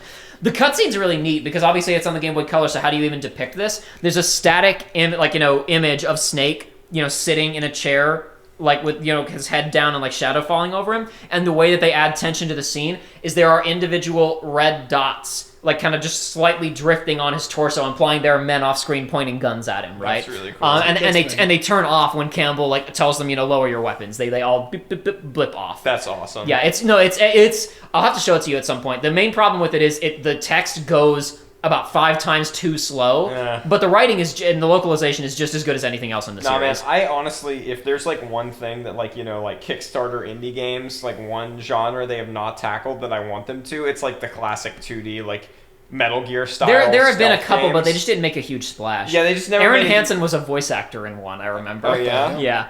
It was like a direct Metal Gear parody, and I remember he did another heart attack. But wait, was that the one where there was only one voice actor for the entire game? I don't think so. There was one of those, like it was a Metal Gear send-up that had one voice actor for everyone. I do remember that, but that wasn't the one that Aaron was in. Oh no. I don't think it was. I don't think that he was the only voice actor in it. Speaking of voice actors, another item on the things that we've been doing recently, Joshua played and beat A Realm Reborn, Final Fantasy 14, and the patch cycle. I thought we were for leaving A Realm that Reborn. for the next Realm Reborn We stream. won't do like we don't need to do a spoiler cast or anything. Let's just talk about it for a minute. Well, especially while Joey's here because he played it years ago and said, not for me. But he also skipped all the cutscenes because he didn't know the story was good. I didn't know. Because how was I supposed to know? Yeah, how going you to wouldn't get good. think. You wouldn't expect it. I sat through the story of Maple's story. Said stories right in the name, garbage. stories in the name, and it wasn't good. It wasn't good. I still don't know what happened with the big bad mage and the luminous knights and all that garbage. Wait, you're telling me that RuneScape doesn't have a story? I didn't play much. He didn't say RuneScape. Said Maple Story. He said Maple Story. They're the same game, though. No, they're not. They're the exact same They're game. absolutely not. One's a 2D side scroller, One has and the MIDI other music one is and the the other worst game doesn't. ever made. Anyway, so Joshua, your thoughts on FF14 having gone through A Realm Reborn and the patch cycle for A Realm A Reborn? Realm Reborn sucks. The patch cycle's pretty good, I guess. Okay, just out of curiosity, gameplay-wise, because you've never played an MMO before, how do you feel about it? It's like fine. There's not much to it. There's a video that Jacob's going to make, a meme video about playing DPS in that game that I came up with. It was my idea. You came up Don't with a great listen to idea, him. now that he said it on mic, I have to make it. Well played, Joshua. That's well right, played. you little bitch. Um, But basically, it's very simple playing DPS in that game. Yes, it is. It's kind of annoying not knowing exactly what the damage volumes look like. But that's also going to be fixed by the time you're in the Heavensward patches. Yeah, like there's certain things where there's just not much like readability to what Yeah. the enemy's doing, and you don't know exactly. Like if you haven't done the raid or you haven't done the dungeon before, it's like you just get screwed, and it's like, oh, I got one shot. Sorry guys, like I didn't know what was coming. I didn't realize I had to be behind this one thing because I didn't know what attack was coming because it's not readable. Yeah, that's actually one thing I remember doing is back when we were doing, raids with the clan and all that. Like I would literally, it's like, okay, we're gonna be doing this one, and it's like I Google and be like, okay, here's a video, show me what to expect with these attacks because I don't know, and a lot of the times it's like, well, I don't trust myself and the game to really be able to properly react. Yeah, to what's once happening. I should have done that. I never looked up a guide. Once you get out of A Realm Reborn, there's still a little bit of trash in Heavensward, but by the time you get to Stormblood, at minimum in the MSQ, the boss design in the main story is really consistent and readable and understandable. Yeah. The raids continue to have bullcrap in them, but that's the point of the raid. Yes. It's the fun factor, quotation marks, is going in and learning it and wiping and running it again and figuring it out and learning the strategy. Yeah, that's dumb. And thus you don't have to do raids. But like the narrative of A Realm Reborn is really, really stock and simple and uninteresting. And a big part of that is because they had to make the game in 2 years and they were focused on making it fun. So the writing, the scenario had to be relatively simple and straightforward. Because it's like, I mean, the narrative is basically, run around and help with some really meaningless domestic problems by talking to people for hours. Snack delivery man. Hours. Snack delivery man, wine taster, extraordinaire warrior of You're light. making the wine there. You're like getting all the ingredients. But at least you're you- still a snack delivery man if you consider wine to be a snack. But at least at one point you get a suspiciously dodo-shaped bag. Maybe that's a side quest. That's an object that you get in the game. It's for putting dodos in. Yeah. There is. I'll see if I can find it. Company of Heroes quest is obviously, I think, it's probably the low point of literally the entire 10-year run of Final It Fantasy is the 14. nadir for sure. That quest line. I thankfully had already watched the playthrough, so when I went back through, I was mostly Yeah, that was the thing. mashing So through the we dialogue. went through. Basically, you going, okay, yeah, I want to play this. Was us watching the play frame story focused run of FF14, watching the main campaign of A Realm Reborn and a little bit of the patch cycle. And you got through the base game of Realm Reborn because you did mash through or skip a lot of the cutscenes because you already knew what happened. Yeah. Because you just watched it recently. Yeah, I got through it pretty fast. That which makes is Company good of Heroes because- much more tolerable. Yeah, I was just mashing and then getting on a chocobo and running from one location Though to honestly, another. to anybody out there who wants to try FF14, you'll know what we're talking about. When you get to a segment where you have to recruit the Company of Heroes to do something, and they ask you to help them prepare a banquet in exchange for their No, services. you're not getting them help to. You're They not just want to even- tell you. They're just telling you how to do something. No. It's Yeah, really that's, stupid. That's what's so horrible. Is you're just asking for advice, and they're like, "I'm not gonna give you advice until you do this thing for me." It's like a. It takes like it's 5 like hours. a shitty SNES RPG. Like it's horrible. The very first quest you do for that is kind of funny, where you go and deal with this fraud who's lying about being in the company. And you punch a rock. And you have to punch a rock. And that you have to click on the rock. That is a funny rock. comedy quest. After you get through that quest, that should have been it. For the duration, that should have been the duration, and it was trimmed. It was trimmed in later patches. After that guy, for the duration of the Company of Heroes quest, simply mash through all of the dialogue. You're not missing anything. Run from objective marker to objective marker and mash through it all. Actually, some of them might be able to play cards with you, so like make sure that you check that you can play triple triad with them. That's very important. Joshua's the card master extreme in FF14. Of course. I was going to say, if you want to have real fun with that game, though, check item descriptions, because a lot of them are really... They're phenomenal. They're great. Christopher Koji Fox puts a lot of time into burying puns and jokes in quest descriptions and item descriptions. I've got 2 right here. These are both fish that you can fish up, like in, with the fishing job quest. Yeah, because I definitely want to do something as the Disciples of the Lander Hand. What am I talking about? No, I wouldn't, because it's garbage. Well, here you go. Listen, maybe this will change your mind. This is a Yanji. Listen, Joe, sturgeon. The only reason to play Kingdom Hearts is to fight bosses. This is a Yanjian sturgeon. It says, a large freshwater fish whose eggs are considered so delicious, it gave rise to the saying, hose before row, a reminder that work precedes pleasure. And then there's the siren song mullet, business in the front, siren song in the back. It's good stuff. It's great stuff. It's great.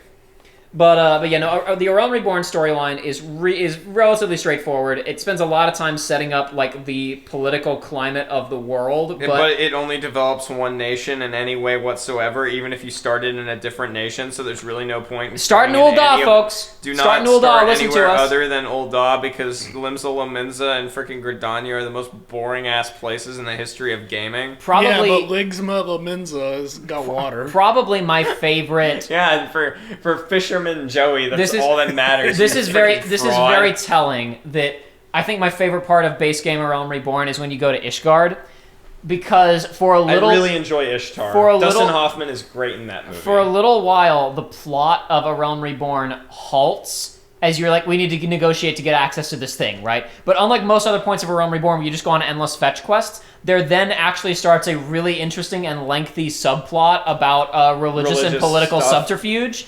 And you're like, wait, what's going on here? And this is actually interesting. My favorite thing about that when I was experiencing that for the first time through Dan Floyd's new playthrough was that, like, every time that the game says walk back over to Sid or Alphino to report what's going on, it was like, no, don't make me do that. Because all I'm going to do is walk over there and then tell them, like every time that I was walking back towards the main characters, I was bored. And every time I turned and walked away from them, I was walking towards something interesting. Because all you do is walk up to them and go, this is what happened. They go, that's interesting. You should talk to this other person to find out something interesting. Literally. And it's someone that Horsefon could have just told you to go talk to. Horsefon could have just told you to do it. Oh man, my best bro, Orshifon. Get rid of the rest of the party. Throw them all into a volcano. Except for Tataru. We need Tataru. No, Tataru is very important. Tataru is worth more than all the rest of the Scions put together. She's the only one who does shit. She's the only one who does anything you can't do. She also learns to juggle. She also learns to juggle, and she tries to be a summoner, but it doesn't go so well. It doesn't go so well. Anyway, but the like once you get to the patch cycle, though, I guess, I mean, Joshua, you just went through it, relatively freshly experienced it. What would you say is the appeal of the patches of A Realm Reborn, story-wise? Because it basically finally says, you know that guy Alphino that you hated in the base game, because all he did was be like, yes, that's interesting, Warrior of Light. Go solve all the problems for us, and while I take credit in the background. It's like, it finally is like, okay, we're gonna take this asshole down a peg, and then it spends its entire runtime making sure that he eats all the shit in the world. Because he's a little bitch. I wouldn't say that's the sole appeal. No, that's the entire reason you play it. It was really good. I would say the patch cycle is very revelatory of what the rest of the game is going to feel like, and that there are a lot of nuanced, different groups who all have very different goals that sometimes align and sometimes conflict, and not even in it, and now we're going to go to war way, just like, oh, well, sorry, we can't help you with that right now because we're too busy with this. It was always funny watching Alphino try to negotiate with anyone who has any modicum of intelligence whatsoever. Well, it's funny because that's the thing, is that he goes to meet with the Eorzean city-state leaders, who are the ones who are part of the alliance, right? And they're talking about the Doman refugee crisis. And to be fair, he has a point. And they're like, oh, we have our own things to deal with. It's like, you guys could you guys could help out these like 40 guys. You could handle it. And his line of I'd hoped you would offer more than prayer. I know it is within your means is actually one of my favorite lines from him. It's a good line. I just that. didn't care because I hated the asshole. But it is funny watching him deal with those guys, and he's like kind of keeping up with them. And then the second they introduce Emmerich, who's the main diplomatic representative of Ishgard. Just Emmerich is freaking completely destroys Alphino and his child mind. Goat. Emmerich shows up, and you're like, "Oh, this guy's serious because he's got a new voice actor." They went ahead and recast him. They got the new voice actor for him already, so he already sounds really good. And then he just completely and instantaneously outmaneuvers Alphino at every single turn, and Alphino just embarrasses himself on the international stage. It's like constantly, it's like, what? You're only joining the alliance because you can get something out of it? Yeah. Yes, Alphino. That is how things work around here. Yes, we are giving up a certain amount of our sovereignty because we see it as mutually beneficial to do so. What? You mean you're not joining our coalition out of the goodness of your own heart? No, Alphino. This is literally what you wanted, so maybe you should shut up before you piss anybody off and terminate this deal, you moron. Libtard obliterated. I have said repeatedly to Joshua, and he doesn't believe me yet. Because I dislike... No. See, I know he's going to get better. Because every character in this is going to get better. Because otherwise, why do they exist? Because every single member of the Scions should just not be in the game otherwise. Because they're all garbage. But... they've done the most work with him to set him up for a character arc. So yes. I do not doubt the fact that he is going to be a character. I'm just saying right now, he's evil. Yeah. And he's caused all the problems in the world with his dumbass NGO. He may have caused a couple of problems. I don't know. I've only seen like 2 images of the new freaking Garlean Emperor, but at least he looks like Arthas from Warcraft 3 and looks like kind of cool. Alphino looks like an idiot. That's all I'm saying. I was just wanting to give Joshua an opportunity to rant about Alphino. Yeah, it's just funny. He has always been bitch. He really is like he's a 16-year-old kid. He is the quintessential, as Tim Rogers would put it, daddy's money having rich boy. Yeah. Who shows up and takes over the operation, and by which that means he tells you what to go and do, and you continue to be the most important person in the world. And he's like. I mean, here's the thing: is like he's I will say, Sarah, one more thing about the patch cycle. Uh-huh. It was great how I knew who the villain of the main villain of the patch cycle was going to be. Because you heard the voice and you said, "That's Ansem." From Kingdom Hearts. Yeah. And I was like, right now he's doing his, I'm a researcher voice. And I was like, they would not cast that guy who also plays a certain character in a Zero Escape game if he was not going to go, yes!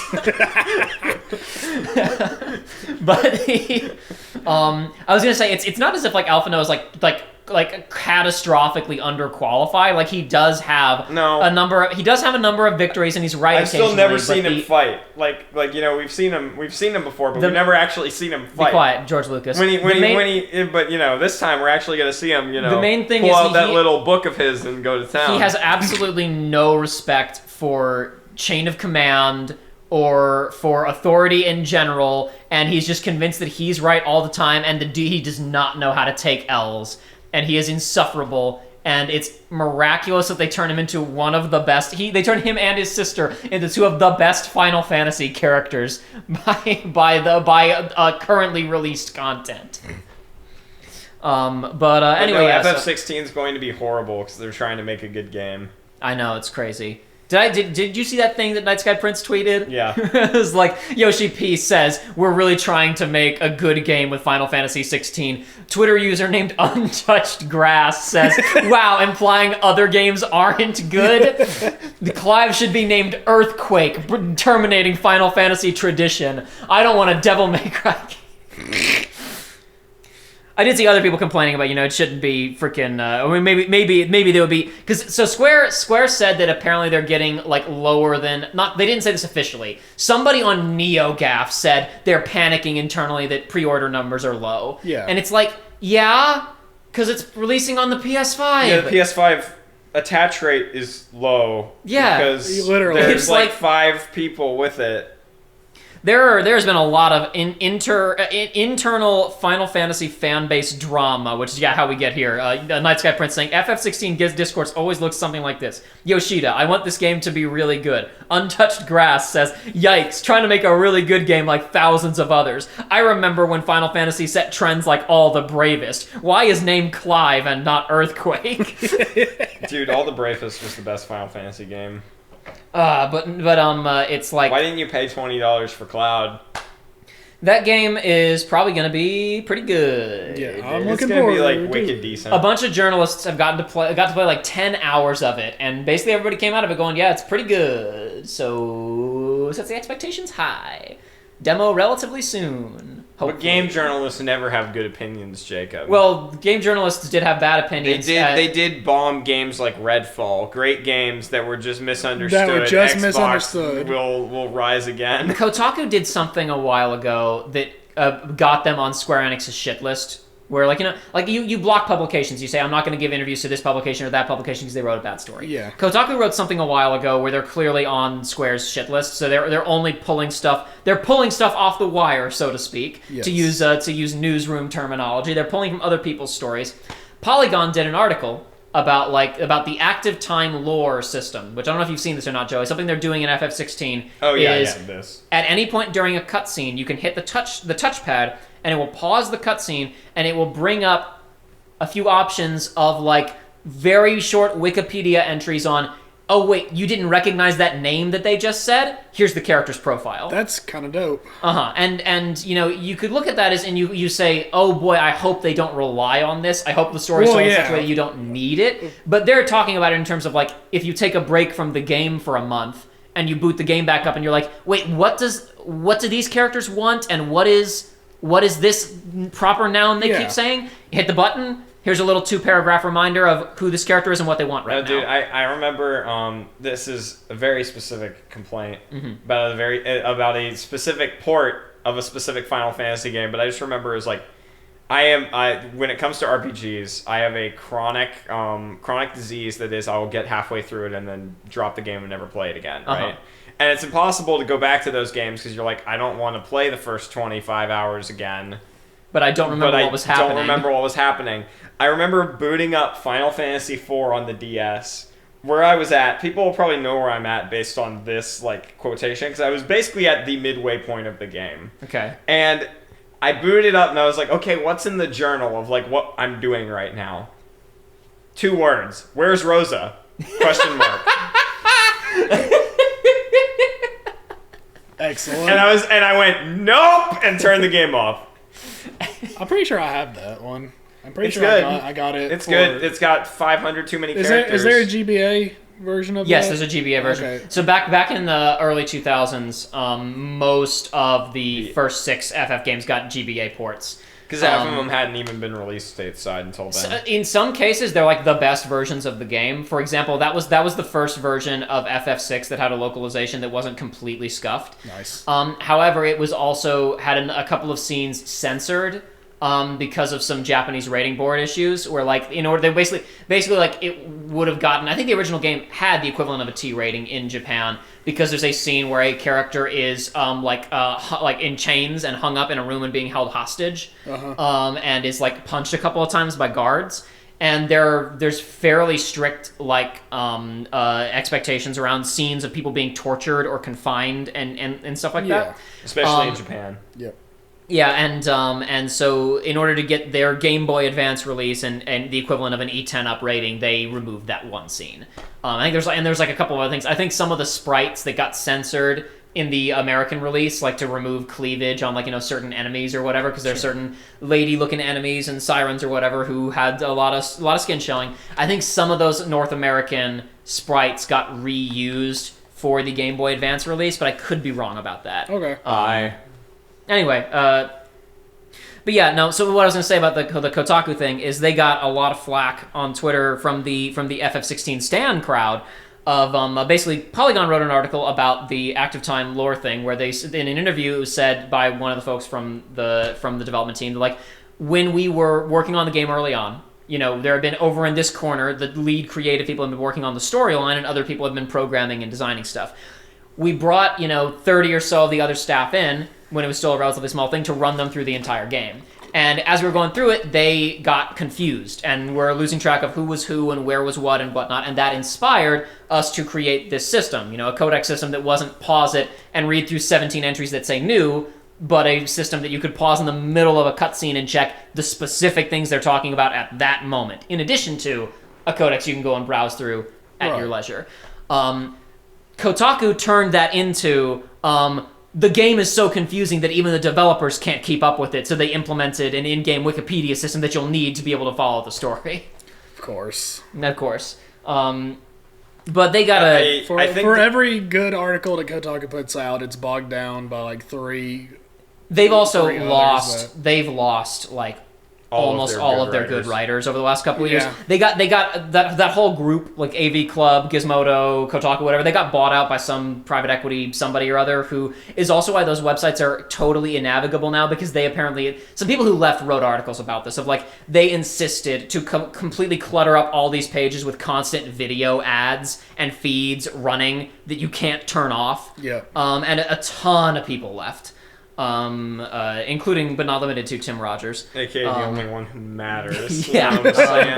Though he was apparently he said my plan was always to go and write there for a couple of years and build and make videos and build an audience and then leave and go do action button reviews. I mean, I will say, I think the best implementation of that whole wiki system I've ever seen in a game is still Crusader Kings 2. Yeah. Which is literally any game at any character at the start from any of the historical timelines. If you decide to play as them or they're another character on the map, there's a little W button up in the corner of that character's profile of if this character is a Wikipedia page, like the real life person has a Wikipedia page, you just click on that and it brings up an in-game browser that takes you to that wiki. That's cool. That is neat. It's really cool.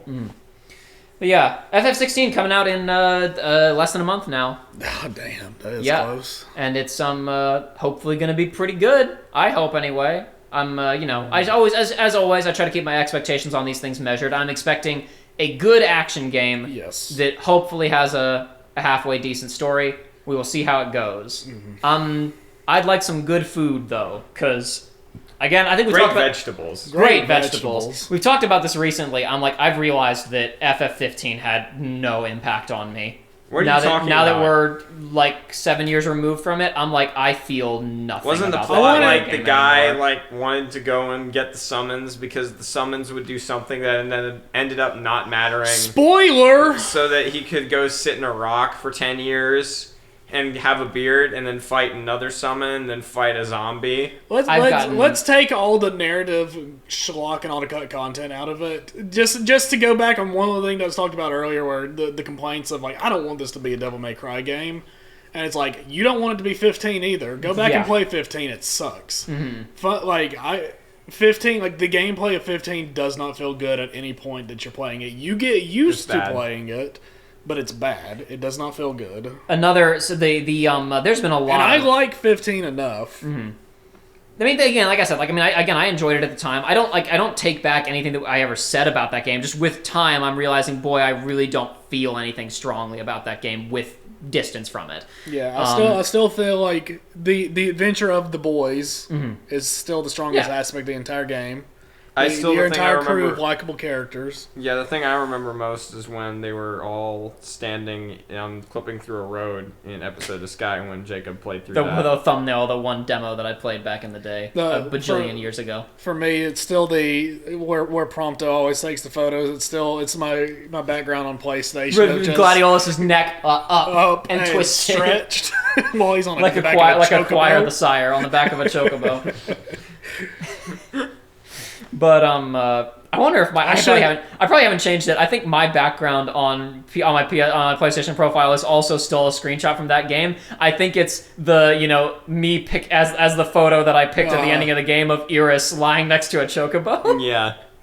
I'm pretty sure that's still mine as well. I'm mad that I was a coward and I didn't pick the Gladiolus one as my photo to end it. The cup noodle one. And then if you sure about this knocked? And then if you add in delicious natural ingredients like the ones you get in cup noodles, what do you get? His reaction when you pick his sister is the best, though. Incredible. Anyway,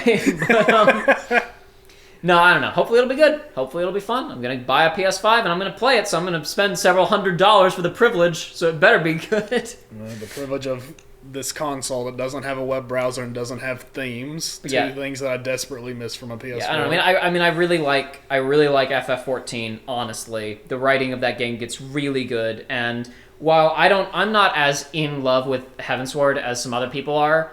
Like, I still thought it was really good. And the lead writer from that going over to write this, like, the biggest problem with A Realm Reborn, which this guy also wrote, is that he is working off of somebody else's notes. He's working off of a setting that already exists and characters that already exist. And part of why Heavensward is what it is because it goes to a totally new area that the old game didn't go to. 1, 2, 2, 2, 4, 2, 2, 2, where they can go and do whatever they want. You need to put the beginning of the Ishtar trailer up in this video. No. Except you just... There were just a couple guys trying to get into the show business. Yeah, but you just color correct all of the times that it's sand to be snow, and just it's Ishgard instead. The frickin', like... Heavensward is the entire thing designed as like, okay, we're gonna go somewhere totally new with totally different characters, and all of the legacy characters are just gonna go away for a little while. They're all busy with something else, and they will get good redesigns They'll get good redesigns that'll actually look decent. They'll get good redesigns and new voice actors. Characters. They'll get good redesigns and new voice actors and new personalities in 40 hours, and hopefully you won't notice that they've changed that much. And they just keep Alphino around because he's new, and they keep Totaro around because she was already perfect and no notes required. He didn't need any changes.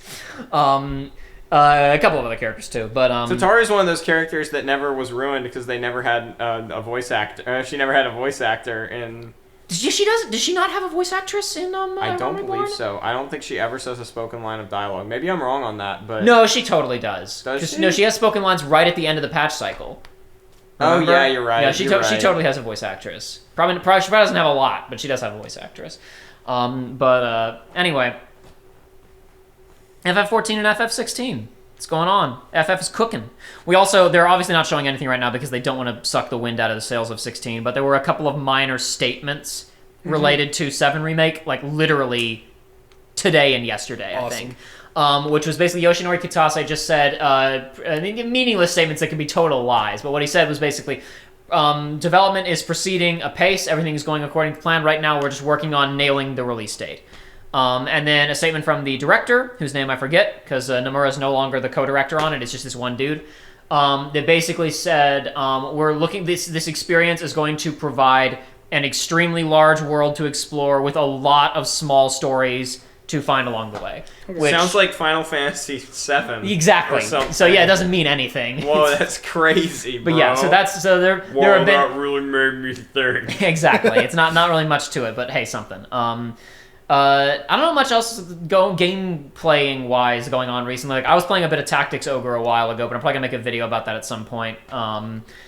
Dark Souls was played in the past, but that was several months ago that Joshua played through Dark Souls. So I don't know how much you guys have to... months ago was Resident Evil 4 Remake, both of which were good. I don't know how much you have to... Believe it or not, Dark Souls 3 and Resident Evil 4 are good games, children. I don't know if you would have ever expected that, but... Amazing, right? Have you played Remake at all? Not yet? No, I don't. I've never actually played a Resident Evil game personally. That's the first one I played too. Or I should say, I've been at a friend's house and I've like had the remote, but I've never... I've seen playthroughs and stuff, but I've never played it myself. Speaking of, I guess, Souls games, if you want to call it that, kind of.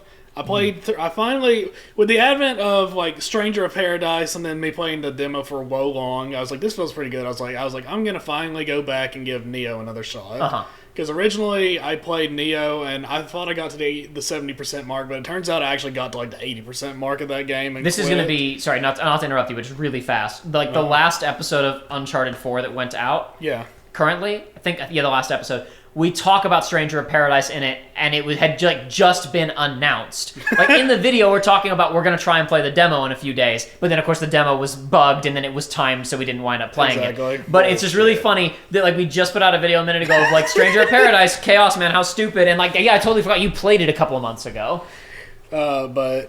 Well, I didn't play. No, I played the demo of it. Crazy. Okay, I apologize. I never actually got it. No, okay, and I only played the demo of Wo Long but I was like, you know what? These games appeal to me, and I want to give them a shot. But it's like go to Nioh first. But I want to go to Nioh Okay. because if I play these games, I'll never go back. Got it. For a second there, I imagined that you'd played Stranger of Paradise on accident, but friend, I understand. Got it. My friend Nioh first on the way to Stranger of Paradise. Yeah. On the way to Jack. Nioh may have the most bizarre difficulty scaling of a game I've ever played in my life. Because the first 30% of Nioh, I remember Nioh being hard, and it's like I'm okay at games. I play lots of Souls games, and that's actually the key. The problem is I'm a Souls game player, and I was like, this is a Souls game, and it is not. And I remember having a hard time with the first boss. Whatever, I'll get to it, dude. I was red in the face, nearly in tears. At the first boss of Nioh, I was like, you have to be kidding me. How am I worse than I was the first time I played this? I was so mad. And I went to bed, I was like, I may not play Nioh. I may not do it. But then I woke up and I was like, okay, I'm calm and collected. We're just going to do this. And I just hit my head against the wall and I eventually did it. And it's like the game continues to be really tough. But then the 30% mark occurs and it becomes... it became an easy game. It was it was half of me getting a feel for the game and half of me actually getting abilities and stuff in the game, because obviously at the beginning you're very limited.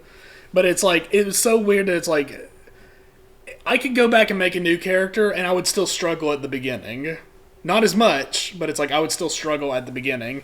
But then you get 3 things in your skill tree, and it's the game becomes a very manageable, very easy game. It's by the 50% mark, I killed most bosses my first try, or at least within the first 3 tries.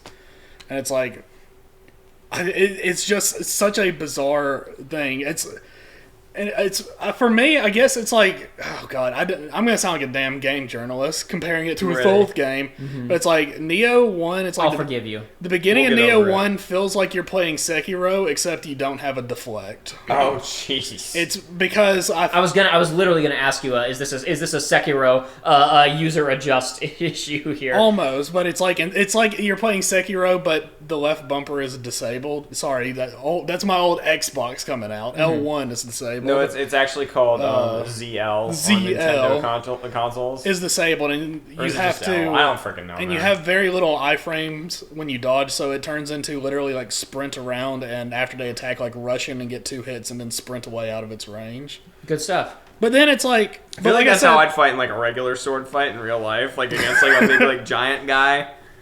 But it's once you get some tools, it's Nioh becomes a very competent, very fun game. It's just, it has one of the roughest beginnings of a game. Until you have the stats, it just doesn't work. Yeah, it's so weird, and it's I've never experienced this with a game before, where it's just so, I don't know, it was just so strange, and I know I'm not the only one that was like this.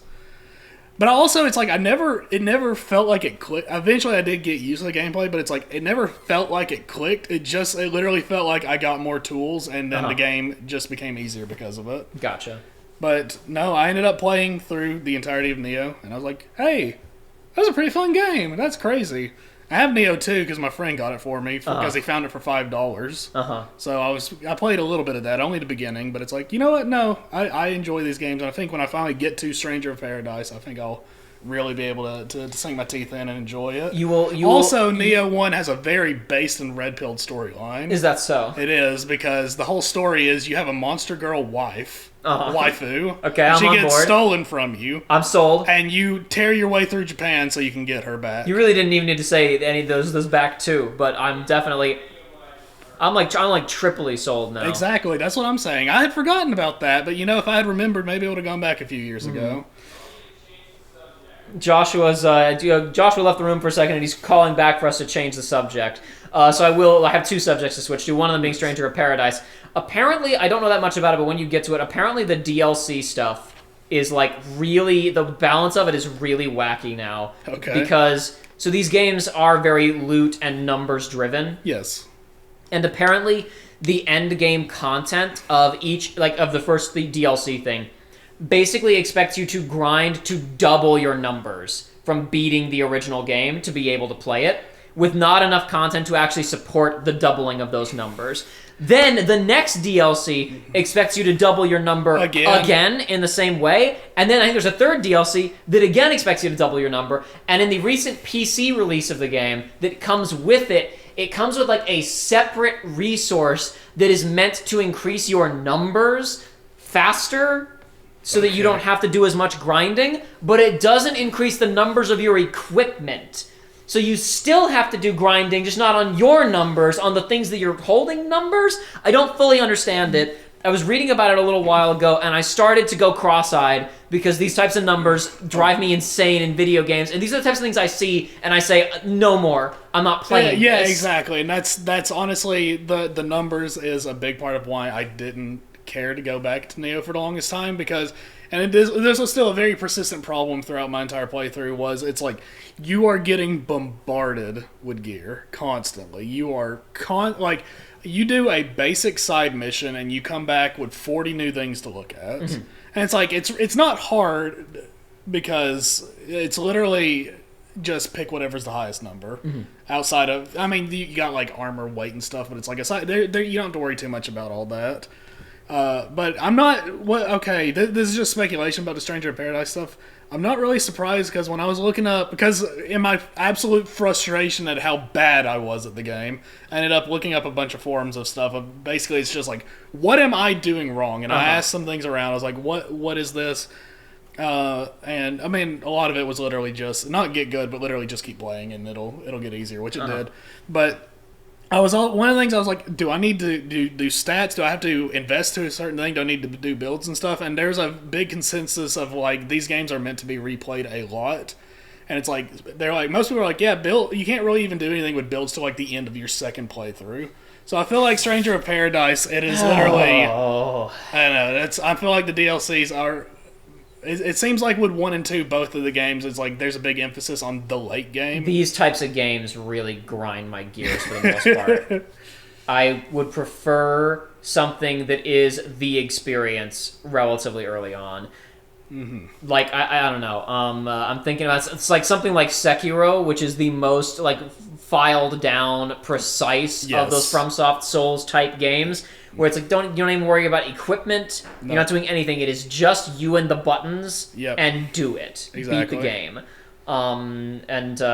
To some extent, one thing they've talked about with they have talked a lot about how FF16 is meant to be played twice. Mm-hmm. Because you'll play through the game once, and as you go, you will unlock more of your kit.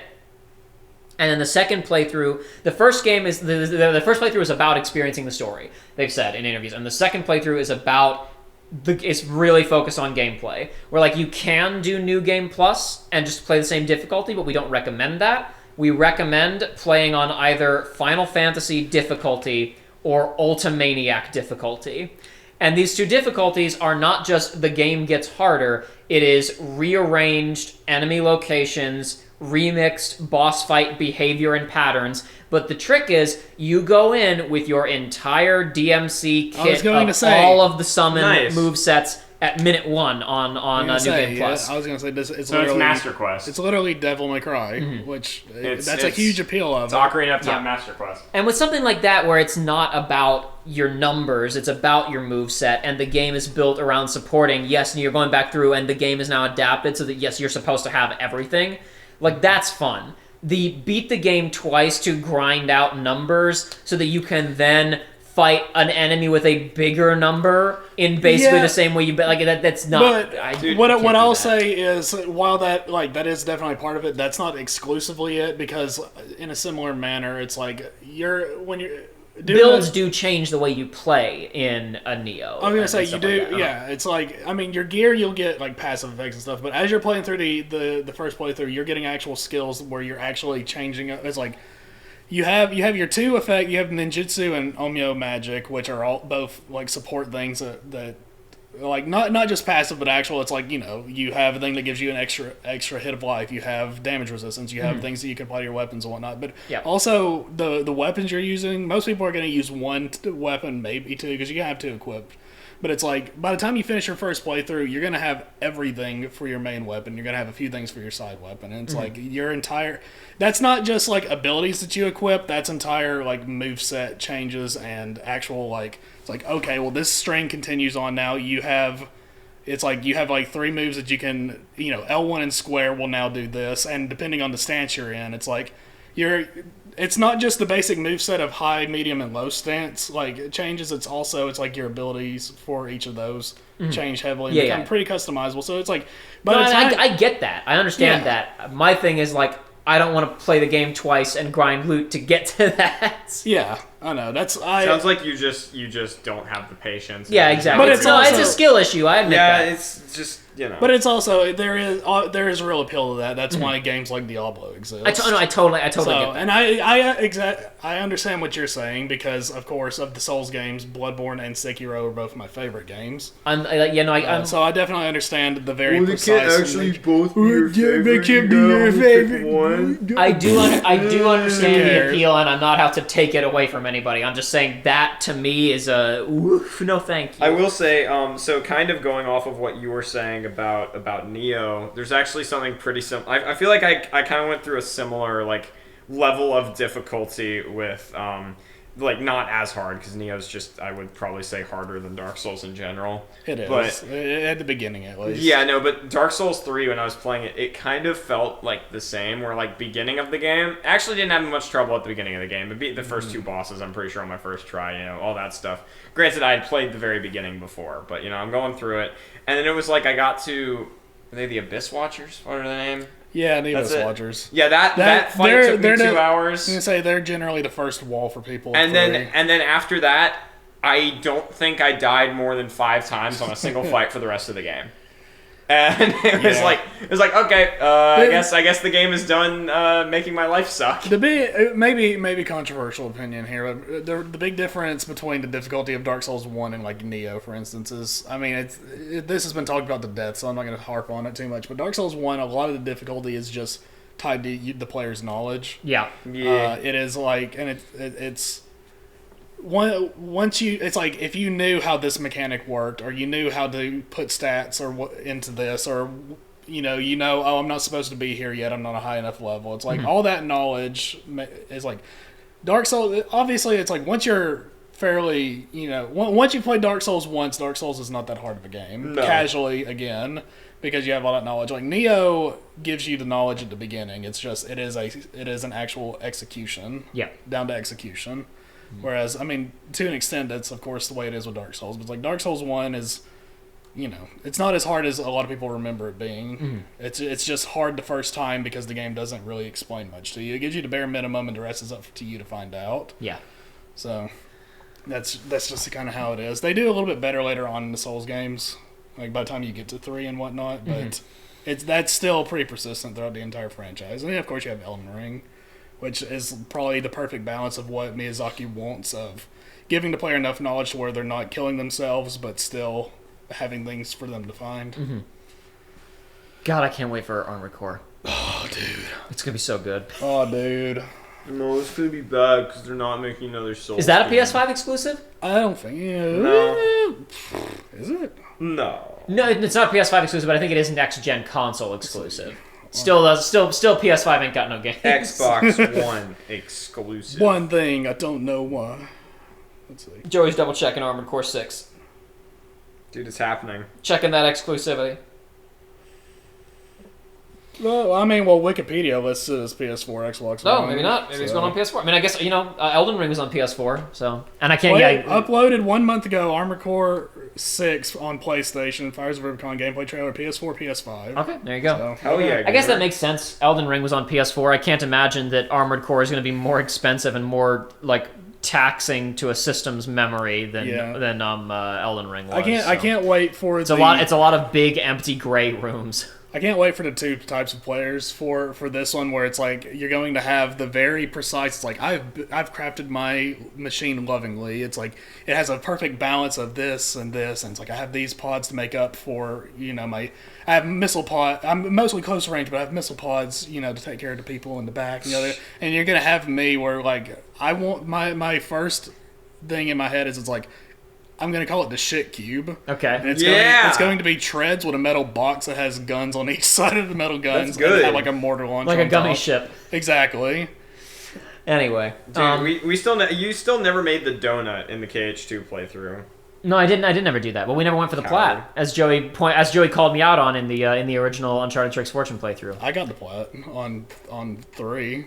You did Yeah, do so that. you got the plat. Don't on know the why you did that, but you inferior did game. it. I don't know. Congratulations. I think I You did it. played yourself. I think I did it so I wouldn't have to go. I wouldn't have an excuse to go back. I think I did most of the stuff in KH3. I did wind up playing it a bit more later. When we did Remind. Remember Remind? Yeah, when we did that, When was was that the playthrough coming out, Jacob? never. When you and I sat down to play Remind, it was actually Yeah. a good opportunity for me to go back in and play the game again with a bunch of the stuff patched and changed because I hadn't touched it since our original playthrough. Yep. And I did run around, and for the purposes of that DLC, I grinded up to level 99, and I did a lot of the stuff, and it was like, no, that game is fun to It play. is, it is, It's yeah. fun. So I probably did. I think I did a lot of the bonus stuff in that. I don't think I got the plat, but I think I got close. I got Ultimate Weapon. I did a bunch of the extra stuff. I can't really remember if there was anything in the plat that was like miserable. No, I don't think think so. there was. I remember it being like reading it and going, no, that's fairly manageable. I could do all that. I don't think that's too bad. It wasn't me doing Metal Wolf Chaos. Most of the Well, that KH game games is just good though. Most of the KH games are not that bad to plat. Like KH2 has a lot of stuff, but it's fun, bad. though. Yeah, exactly. Like KH2 is hard to plat in that it is hard to beat Lingering Will. You know, Yes. it's hard to beat in that way. It's hard to plat in that way. KH1 Remix and Recom are terrible games to plat. Because you have to do like the speed runs and stuff. Oh right? no. So there are like you have to beat the game fast, but it's not bad. It's like beat KH1 in like 10 or 15 hours or something, which like if you skip all the cutscenes and you know what you're doing, that's easy. Yeah. It's not that hard. The main thing that's annoying is you have to do so many playthroughs. So one of the things to get the plat in KH1 is never change Sora's equipment. Oh, which yeah. means Kingdom Key the entire game and never equip armor or accessories. So you got to commit an entire playthrough to doing just that. Yeah. No, you just play on beginner mode for that one. Sure, but it's like what? But it's now still I a gotta- full playthrough. Yeah, I got to do a full playthrough. And it's like what other items? I guess I can maybe pick up a couple of the other trophies while I'm doing this, but it's an obnoxious Well, no, thing. you just then at the end, then you start doing after you've already beaten the game, then you can do all the secret bosses with like equipment and shit. I guess you're right. Yeah, that would actually not be that bad. So but y'all are it's just coping. Okay, that's fine. I got a bad one for you then. Can't okay? believe you're Okay. using all your copium Chain of to try Memories. to besmirch my favorite game. Chain of Memories. I'm pretty sure there's a get every card trophy, but I'm that's kidding. fine. We're gonna be playing my That's favorite. reasonable. We're gonna be playing my favorite game on the channel here pretty soon anyway, so it's fine. Getting all of the cards in Chain of Memories would probably be a little time consuming, but also like that would be a trophy, of right? Course. Get Sora to level 99 Okay. in Chain of Memories. Oh God, Yeah, we Oh, were no. when we finished our run of that. we were like level 50 something, and you over leveled. Yes, Fun. worse.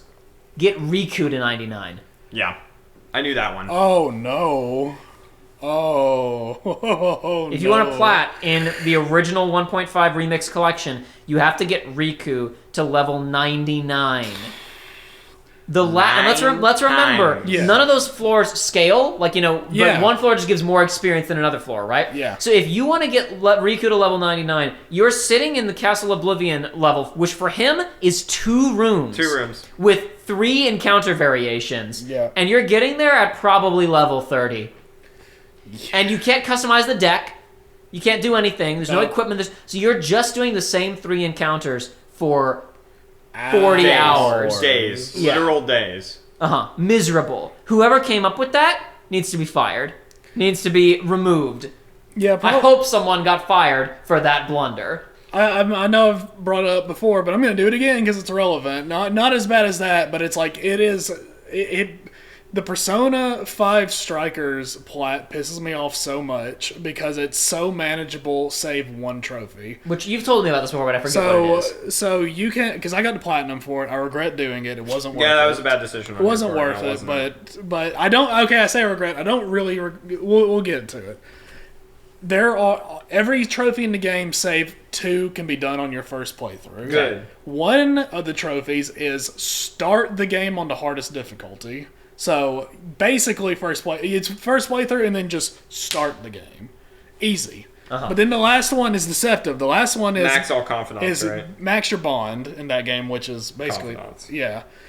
But Bond is just it's an arbitrary like XP meter that gets increased as you fight or do some things in town, right? But it gets requires exponentially more XP as time goes on.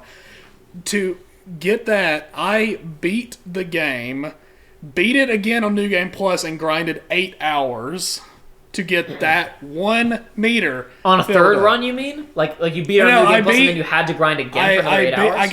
I beat it. Just stay in the final dungeon on New Game Plus. Yeah, I beat New Game Plus, and then in the final dungeon, there's like a run up that leads you to a mini boss that gives you like the most XP of anything.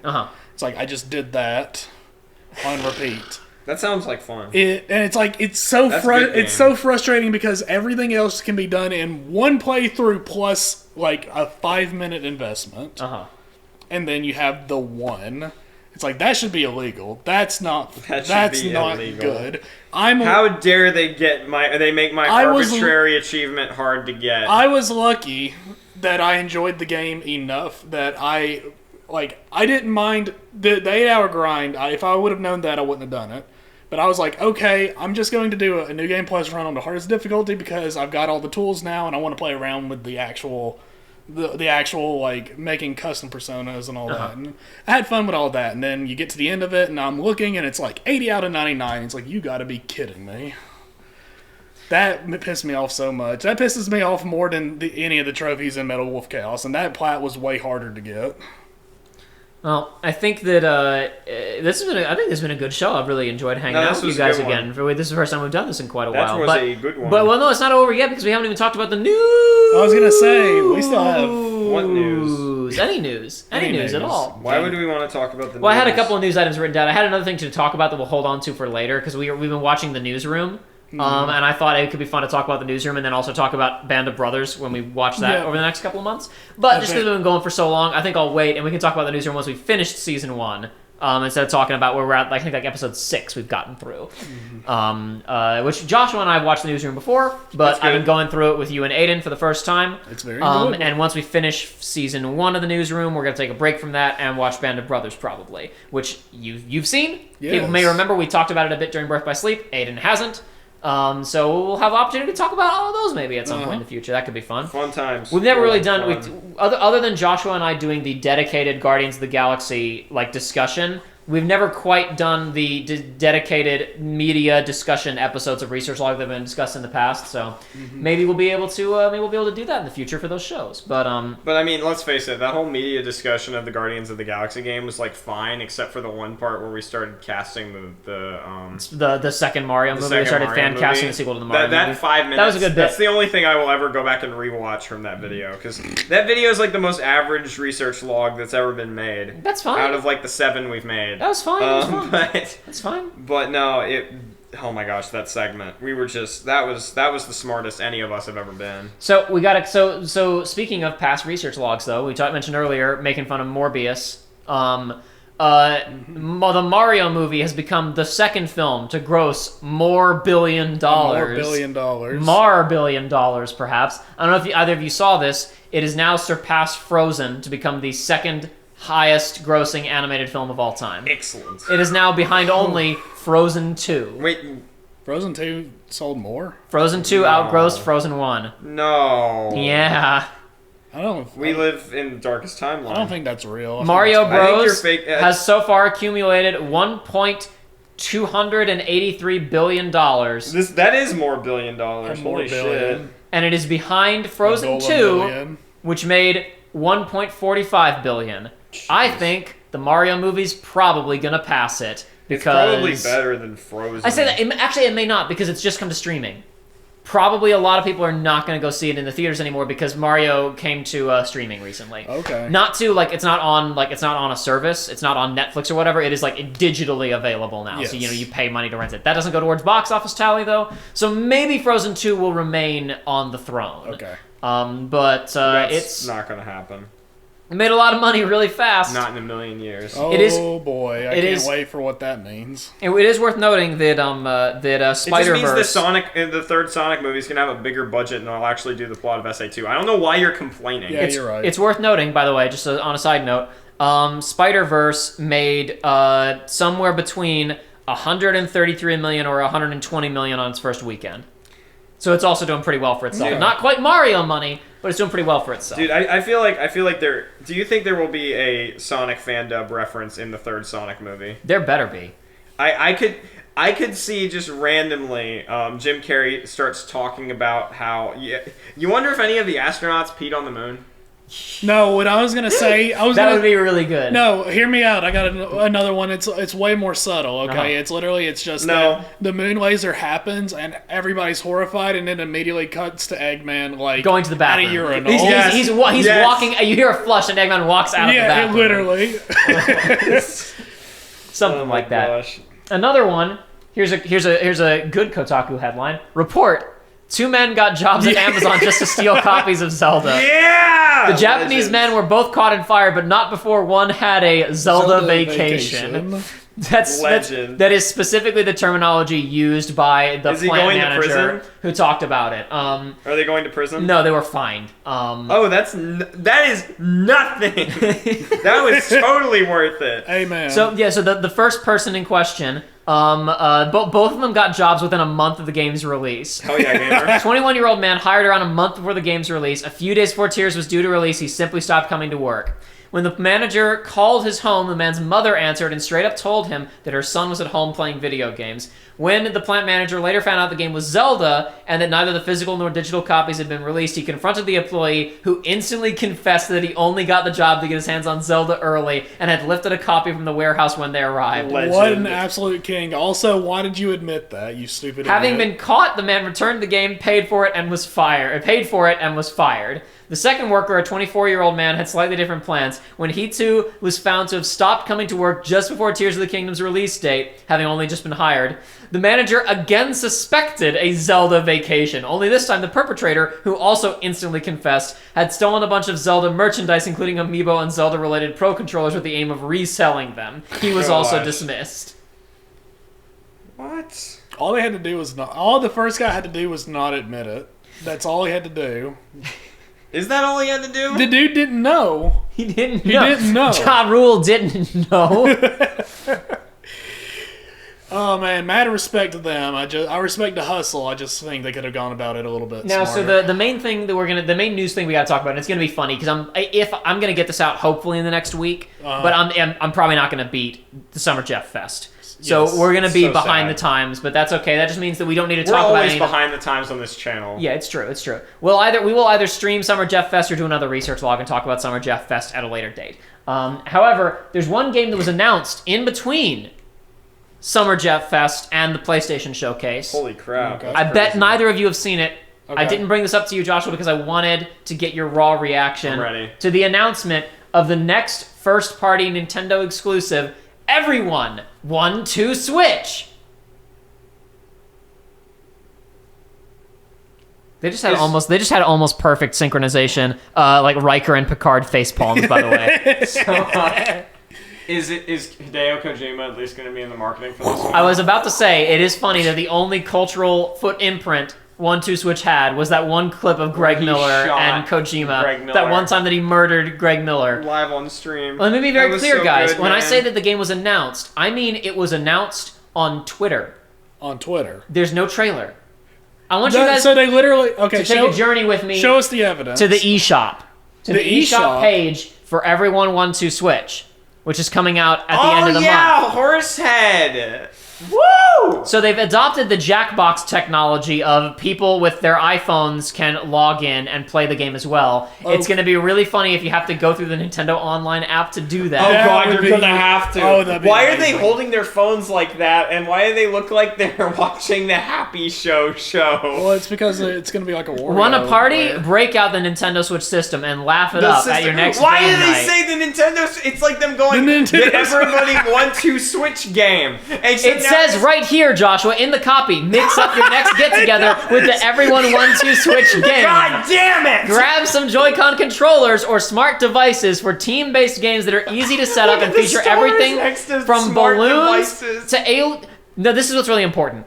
Games that are easy to set up and feature everything from balloons to aliens and more. Balloons. That is everything that we know about the content of Everyone 1-2 Switch. And you can see it. You see balloons and you see aliens. People at your next party can get moving and show off their teamwork with this multiplayer mashup. A mix of games and modes will keep you on your toes. Use Joy-Con controllers or smart devices, team up, and let the games begin. Split into teams and see which group can win a certain number of games first. Oh my Many gosh. games have several variations that change up the rules or add extra challenge. That is all of the information. There's no trailer, there's no video, there's nothing. There is one photo in addition to this image of the horseman. Would you guys like to see the photo? Yes, let's see it. Let's see it. I'm going to put it on screen in the edit. I'm not going to do much editing for this, but I'll put this one on screen. It's just an image of two people holding Joy-Cons. And Why one does of the them's guy suspenders on and the a bow right tie. look like Peter Pettigrew? He looks like, I was going to say, he looks like some kind of movie villain. That's it. You guys now know as much about Everyone 1-2 Switch as anybody else on the planet who isn't a developer of this game. This, though. What was the fact? The one more fact is that it's $30? That you can pre-order it. You can pre-order it now, digital or physical, $30. Pre-order now! Eligible for up to 120 I'm gold sure points. this No is- refunds. I'm sure this is like a $5 game, but I almost want to clap for them not making it 60 because I wouldn't put that above Nintendo. Let's call it Indiana Jones and the policy of no refunds. This was announced a couple of days ago with just a tweet. Coming at the end of the month, Everyone 1-2 Switch. Okay. And the page says it features games with everything from balloons to aliens. That's everything. That's golf. That's Everyone 1-2 Switch. Oh. But what are the lore implications of the balloons and the aliens? I don't know. I don't know what the lore implications are, Joey, and I gotta tell you, we're not gonna figure it out today. What a shame. We could try and mine that for more comedy, but I really feel like it speaks for itself. Yeah, there's not much. It's kind of just all right out in front of you. And so with that in mind, we move on to the PlayStation Showcase. There was a bunch of games announced, but I only want to talk about a couple of them, frankly. I only want to talk about a couple of specific items. Fair enough. One of the first things that was shown off was Fair Games.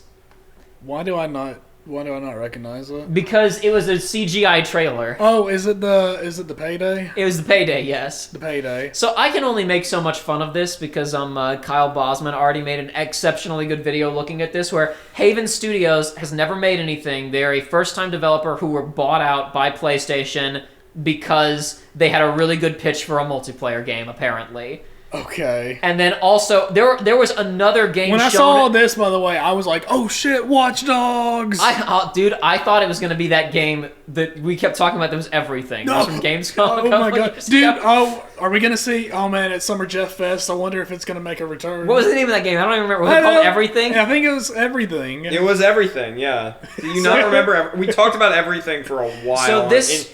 I think it was one of the Zelda streams. So, Kyle Bosman pointed out that this game and another game that had a CGI nothing trailer were both from first-time developers who have been purchased by Sony, and the press release read, we basically were all virtually identical, just thesaurus.com. We were very impressed with their pitch for innovative multiplayer games that will bring new experiences to PlayStation users around the world. Yeah. Though his point about this one, which was I love this. It's yeah. We are going to all work together to steal from the rich. The beginning of the trailer is the 1% control 99% of the wealth. We have to do something about it and take that money back, right? But then the commercial is you're gonna fight other multiplayer teams for the money. For the money. It's actually a really smart social commentary. Yeah, exactly. Oh boy. You should just be working together. Bosman's other observation, which I will steal because I felt the exact same thing, is get rid of the masks. Every one of these games is doing the monkey masks or a variation of the monkey. This, not specifically the monkey masks, but this exact thing. You know what I'm talking about, Joey. These masks that these characters are wearing are in every single one of these games. They're on the cover of every single one of them. Yeah. And they're not good. No, man, Watch Dogs Legion mask, bro. They don't move copies, and I know because when I was in Best Buy a few days ago, I saw a full shelf of copies of Watch Dog Legion behind the counter, unsold. Mm-hmm. Get rid of these. Nobody wants them. Nobody likes them. We don't need them. Yeah, but go away. Go but bye-bye. Heists. Go bye-bye. But heists. Remember heists? We don't need this. Remember Payday? There's a mask on its cover and it's sold. Yeah. Yeah. Yeah, that's the key to success, right? Anyway, I saw this and I was not interested in it at all. but if we want to talk about multiplayer games that are interesting, we have to go! I want to talk about how this is maybe one of the greatest trailers that I've ever seen. Oh, it's incredible. For Foam Stars, because the escalation that occurs. Let's just make sure that we pay proper respect to that name. It's a great name. That is Joshua. That is exactly it. Is that the name only comes up at the end, and it's the perfect punchline. Yes. So I'm gonna hit play on this, and I'm gonna put it in the video. But anybody, just like I'm hitting play on the trailer for Foam Stars right now. Foam Stars announced trailer, PS5 and PS4 games. You see this, and you go Gotham Knights expansion. What? And then you see that, and I was and you instantly say it's not a thing that I recognize. It is a gun Wonderworld. Well, no, the thing is, to me, when I see a Square Enix thing that I don't recognize... I got to this point, and I was like, oh, damn, hero shooter. I'm going to have to back it up again, unfortunately, because we're not too much to talk about here. For me, it's like... It's so dense. If you see... Every single shot If you see Square Enix logo on something you don't recognize, I go on high alert immediately for dog shit. Yeah. If I don't immediately recognize it as Kingdom Hearts or Final Fantasy... or something else. It's the Quiet Man. I see, like, the city and the neon on here almost made me think Avengers game. No, they sold that studio. They're not involved in that anymore. Is this a new Avengers game? It can't be. They're done with all of that. They're cut out. There's no way Marvel's going to work with them again after what happened with the Avengers game. I mean, I don't know. Maybe they will. Maybe they will because the Guardians games are good. But again, they sold those studios. Yes. So not involved. I see this and I'm like, what? So this is going to be bad, probably. And then, I see the big gun and I think, okay, wait, hold on. Could this be Barrett or something? No, but it's not attached. Somebody picks it up. And you said, you see this you see two people that are very unique looking. And at the exact same time, you and I, and in different parts, in our own homes, we were both simultaneously because I didn't know you were watching and you didn't know I was watching. And we both simultaneously texted each other, stupid hero shooter thing from Square. We both started typing that text, and then it changed to adding the word Splatoon. And it's like 5 seconds later.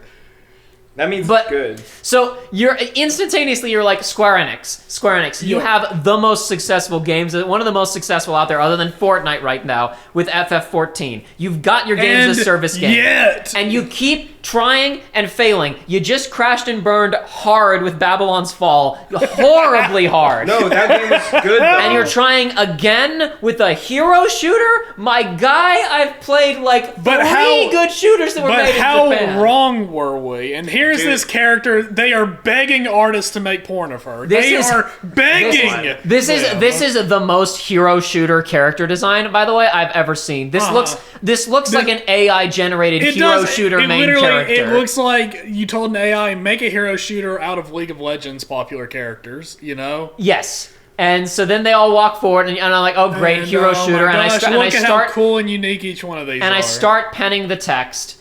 And I stop and say, okay, well, the color scheme is something at least. That's, it looks, it's something different than maybe it was something. And then this happened, and I said, I saw that and I was like, oh, that's his gimmick. His gimmick weapon is that there's some kind of it's like a solid thing moving through the air. This happened, and then there's like, is this Levolution? And then wait, it's filling up the arena. It's every weapon is doing this, and it's color coded by the team.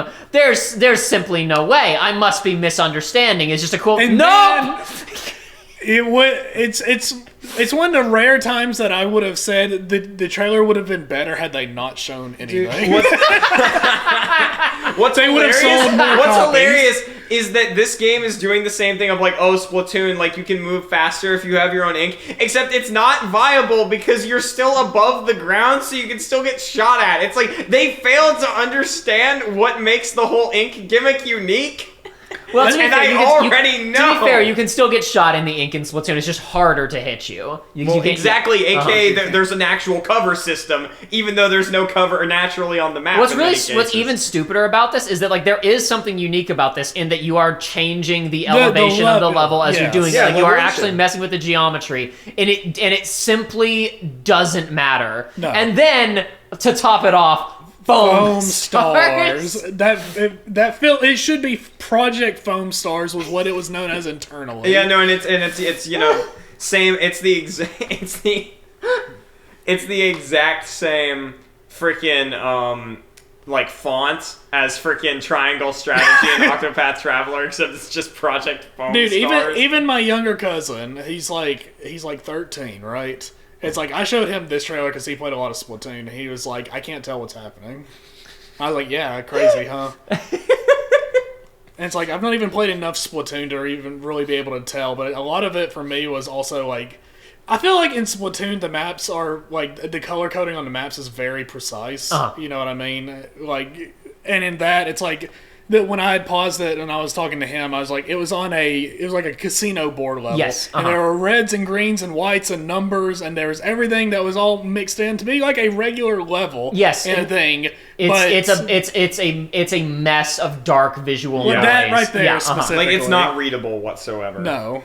And I don't think that the foam mountains, despite being bright neon colors, are going to make it like I'm looking at something like where was this, and I'm like, I have no depth perception, understanding of how far apart these people are from each other, where the hills rise and fall if they are there. This is completely unreadable. And also, like, what is the map and what is the environment? Like, what can I play and what is just background? There is, I would say, one hope for this game. No. There's one hope for this game. Why are you being so optimistic? No, there's a single hope for this game, and it won't matter. It's not because it's not going to happen.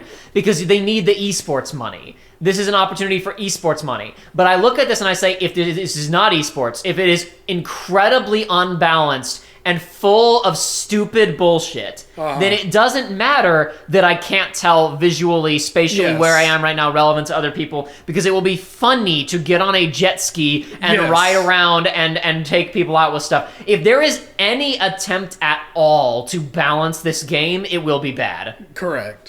But hey, at least they got Lynn to sing the theme, right? Because it's also, we got to rip off Persona at the same time. At the same time. But you know... Why have an idea? When you can have an AI-generated idea? Speaking of AI-generated ideas... No, that was not a good segue. I was going to say, speaking of bright neon colors on a game that I'm not interested in... Speaking of companies that continue to disappoint me. Uh-oh. That was loud, What that's game fine. is this? Oh, Joshua, you don't know? There's a new trend going around online called kinning. My body is already 90% Bungie games. Wait, what? This is the marathon trailer, dude. What's Marathon? Bungie, I told you about this. Bungie announced a new video game. A new video. They broke out the marathon branding again for the first time in 30 years. It looks nothing like Marathon, but I guess that's fine because Marathon was, a Doom era, shooter that visually. But no, listen, it doesn't look like it because it's just a CG trailer, bro. I mean, I don't think there's any Marathon fans out there who are desperate for particular IP recognition and stuff like that. It's more that you watch this and you go, damn, I wish I had any faith in Bungie at this point. No. And then you see this, and for a brief second, you're like, well, there. I wouldn't even call it hopium or copium. There's just that intrusive thought, the happy intrusive thought that's like, well, Bungie does make competent FPSs. Maybe they're going to do something interesting. Yeah, maybe this could be fun to play. And then you read the description of the video that says, from the creators of Halo and Destiny comes a new sci-fi PvP extraction shooter. PvP hole. And immediately your Everyone's spirit dies. Your brain shuts off and you go, well, anyway. I think it's worth noting. That was a nice hope I had there for 5 seconds. I think it's worth noting that I've never given Destiny a chance because I know that I don't like that particular game. But Joey, you have a lot of hours in Destiny, don't you? I have, and it is Bungie knows how to make a fun first-person shooter. Mm-hmm. That's about all I can say. That's about the interest in this where I was like, well, they at least know how to they know how to make a game feel good. They know how to make the shooting of a game feel good. They do. They do. And did you see that there's a teaser trailer for the next Destiny 2 expansion? They brought the dead character back. Yeah, who cares? Wait. Exactly. Who's back? Cade is back. Oh, Cade is back? The only character people like? Yeah, exactly. The character that people like because it was the only character. Yeah. Remember when they killed him? It was the only thing that happened in Destiny that ever got any press because it was they killed the one guy people liked. Yeah, and now he's back because What's Who really cares? funny is that you could the timing doesn't work out because surely that expansion's already well into development. It would have been really funny if they brought him back just because Lance Reddick died. If it was that cynical. That oof. Oh no. Yeah. I hope that's not the case because I would imagine that Lance Reddick already recorded lines for that expansion because games take a while to make. However, if that is really early in development and that was an early teaser trailer and they brought him back specifically because... They won't have to pay him. No, Joshua. Cade is voiced by Nathan Fillion. Oh, my Lance bad. Reddick plays another major character in Destiny and died recently. Yeah, and he was a fairly... He had interactions with the community that wasn't just a voice actor. It's like he played the game. And He played the game. He was actually an invested part of the game. Got you. He was a character in the game. He died recently, and it would be really, really gross if it was, oh darn, we lost one of our popular characters. So let's just bring revive Let's just revive a dead character. That's probably not what happened. That's probably not, but that has deflated me, the idea. Oh. Speaking of bringing back dead things, Metal Gear. So the teaser trailer was absolutely nothing. It was an ant walking up to a frog, a bunch of ants going to eat a frog. It was Snake Eater! And then the frog gets picked up by a bird, and then the bird gets attacked by a bigger bird, and then the bird gets attacked by a crocodile. And then that is not Solid Snake. And then no, that is not Solid Snake comes out of the shadows. And then not Solid Snake eats the crocodile and goes, yeah. It's rotten. It's really, really embarrassing to watch that trailer and think about how Kojima markets stuff and how every other Metal Gear game has been announced and the astonishing lack of flair, the astonishing lack of style and quirkiness and intrigue and anything at all to bring you into it, to show you how the game is going to function, anything. Because the way that Kojima markets games, I'm not going to say has been consistent over 30 years, because it hasn't, but from I guess 23 years. From MGS2 onward, that dude has a very particular marketing voice. He changes things up a lot, but there's something going on there that's working. And it doesn't feel, and it always feels like nobody else is doing anything like this to try and sell video games. Yeah. And watching the most stock, boring CGI pre-rendered announcement trailer for a Metal Gear game after the Metal Gear series died 10 years ago feels really weird to me. Yeah. But they did do a couple more things that were actually slightly more interesting. Like, for example, announcing they are not going to re-record anything. Some of the Japanese actors have died. All of the dialogue is just going to be the original files. Good. Which limits Everybody loves Godzilla. limits how much they can screw it up. Yes. They also released some in-game screenshots that, Joshua, if you'll take a look at these, you will recognize some of these places as being just the exact level geometry Yeah, I know that of room. the original game. I don't know that room. I know that place. Definitely know that place. That's the exact same. Even here, look, this has the exact same little nook going down underneath the Yeah. bridge, right? I mean, honestly, it's the same. Trying to just make it completely one for one is the safest thing they can do, because these are people that were not involved at all. So. Probably not, no. And this is also a near impossible task. So people who don't know anything about Snake Eater might not understand how nuts the feature creep on that game is. Oh, it's insane. On how many tiny interlocking systems there are. Tiny little things you can interact with, where you could play the game 5 times and have no idea that an entire legit mechanic exists that is a legitimate strategy for skipping boss fights.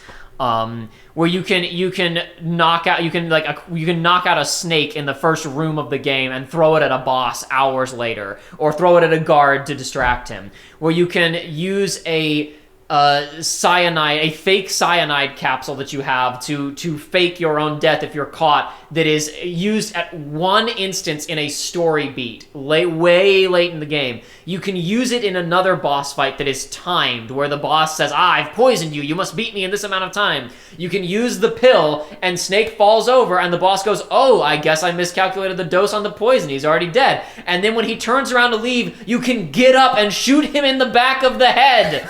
And that's a legitimate tactic for beating the fight. such a good game, man. The reason that also has the best boss fight in gaming history. The reason you already that know that. the reason that the trailer has all that wildlife stuff is because the game has tons of just wildlife in the game that are totally missable. You can run through the whole thing and not realize you're walking past tiny mice and insects throughout the entire game. They're all interactable things that you can kill or knock out and acquire as inventory items, and they have some kind of gameplay use beyond the expected eat them as part of the survival mechanics. They all have other applications that you can use them for as well. And the controls on this game are insane. Are a maximalist mess that frankly could use some overhauling, and did get some overhauling on the 3DS release of Snake Eater that happened that everybody forgets about. Joey's making faces at me. I had no idea. So you didn't get Snake Eater on the 3DS, Joey? Let me tell you a mechanic that is introduced here in MGS3 that shows up in most of the MGS games after this. Mm-hmm. There are CQC controls for if you get behind someone, you can grab them and like hold a knife to their throat. Yeah. Right? Okay. So in the later games, you walk up behind an enemy and you hit the melee button and you hold it and you'll grab them, right? Yes. And then a few buttons will appear on screen, like hit L1, R1, or this button to do three things. You can interrogate them, you can choke them to knock them out, or you can stab them with a knife to kill them permanently, right? Yes. The interrogations in the, like for example in MGS5, the interrogations are generally, they're going to do one of two things. They're going to tell you where some equipment is nearby, they're going to mark nearby enemies, or there's another thing they can do that I forget about. On very, very rare occasion do they give you like totally unique little bits of information. MGS3's interrogations are insane. Yes, basically every single enemy has something different to tell you, and it'll range from, hey, there's a patrol around this end of the building, or there's a rocket launcher and there's some ammo for a rocket launcher in this building. It will get as crazy as, if you call this frequency on your radio, it will deactivate the electric fence at the base a mile away from here. And there's just one dude in the game who will tell you that, right? Yeah. There's another dude who will tell you, you can call this frequency to deactivate the alert state. Stuff like that. Yes, really. Yeah, Josh didn't even know about that one. Oh, I didn't know about either of those, but that one's such a game changer that it's like, it doesn't work throughout the entire game. It works like in that particular area. Okay, basically. That's still insanity. Yeah. But that's European extreme, you could even say. So here's the thing: when you grab a character, so here's something interesting about MGS3 on PS2. The game has pressure-sensitive controls. Really? Yes, where the amount that you push the button can change what it does. And it was actually very difficult for Joshua to adapt to playing it on the PS3 collection, because pulling the trigger is pressing the square button, but it's pressure sensitive to try and make you feel like you are really squeezing and releasing the trigger of the gun. And it takes a minute to figure out how the hell to even shoot the gun consistently. CQC controls are pressure sensitive. So there's a melee button that you hit to grab somebody, and you're holding it to grab them, right? Okay. From there, you can do a couple of things. So, one thing I should have mentioned, that in MGS5 or MGS4, you can also, once you CQC grab the guy, in addition to interrogating, choking, or stabbing, you can throw them. Okay. You can throw them behind you, you can throw them to the side, that knocks them out, right? Yeah. It's faster than choking them out. So if you're about to get caught and you need to knock this guy out quick, you grab him, you slam him to the ground. He doesn't stay down as long, but you knock him out, right?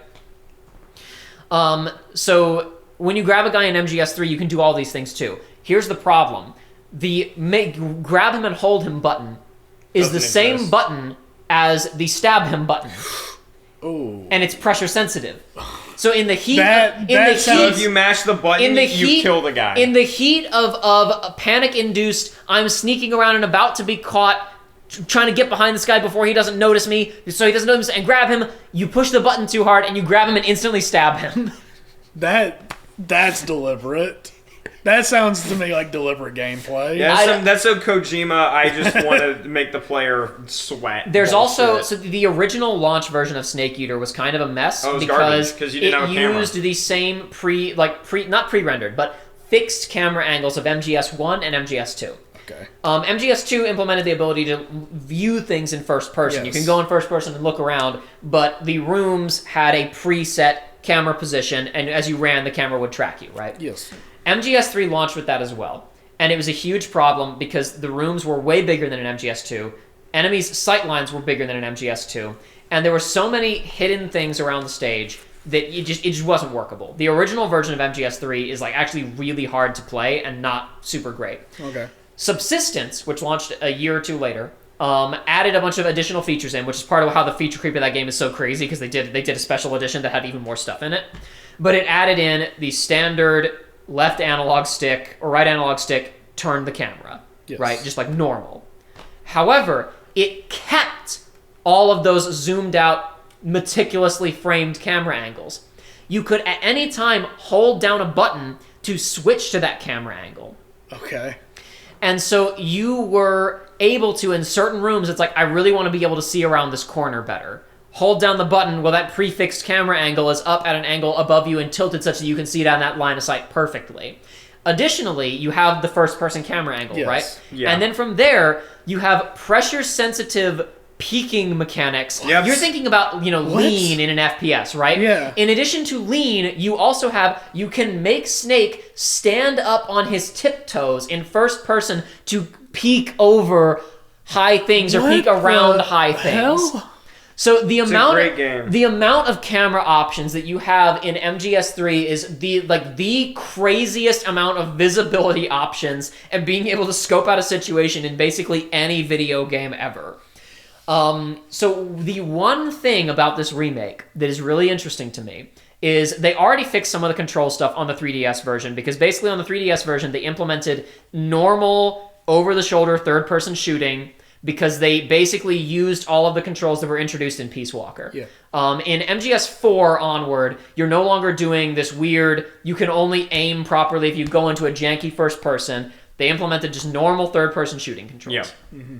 And MGS3 on the 3DS just basically, it has like the same UI for interrogating somebody and having the options appear on screen as Peace Walker did. It's like a normal video. It's a normal video game. Probably because the 3DS couldn't handle pressure-sensitive button inputs, among other things.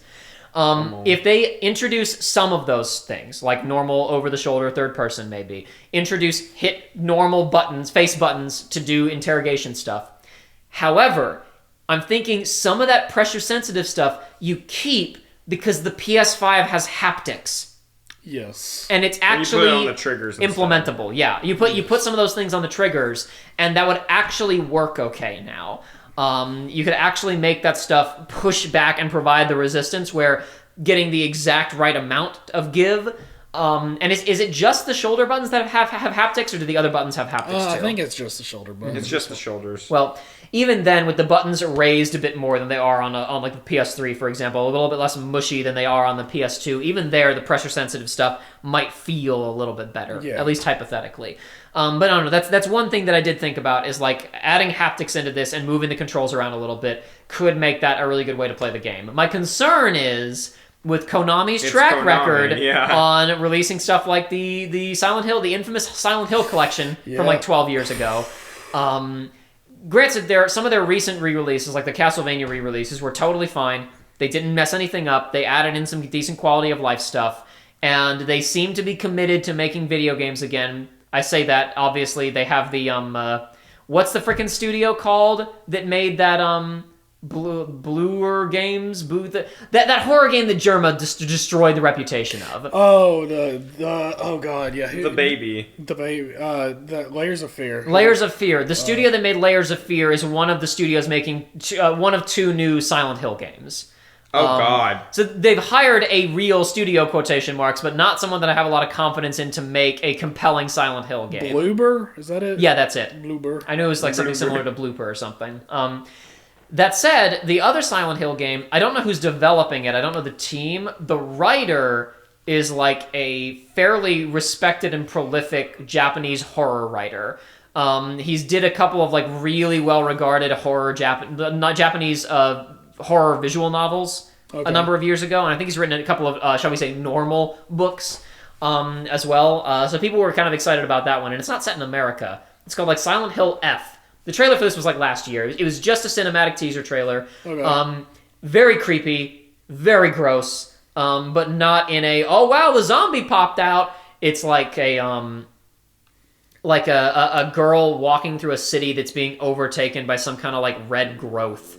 And it's slowly coursing over her as well. And like you see a body that has been completely overtaken by cordyceps. except it's much prettier than in The Last of Us. It's got bright reds and blues and whites and greens, and it's against like a stark white, creamy, milk shaded world, and like the front of this person's face rots and like slops off, like the front half of it falls off. Yeah, it was a remarkable teaser trailer for a studio that I have no studio and franchise that I have no confidence in.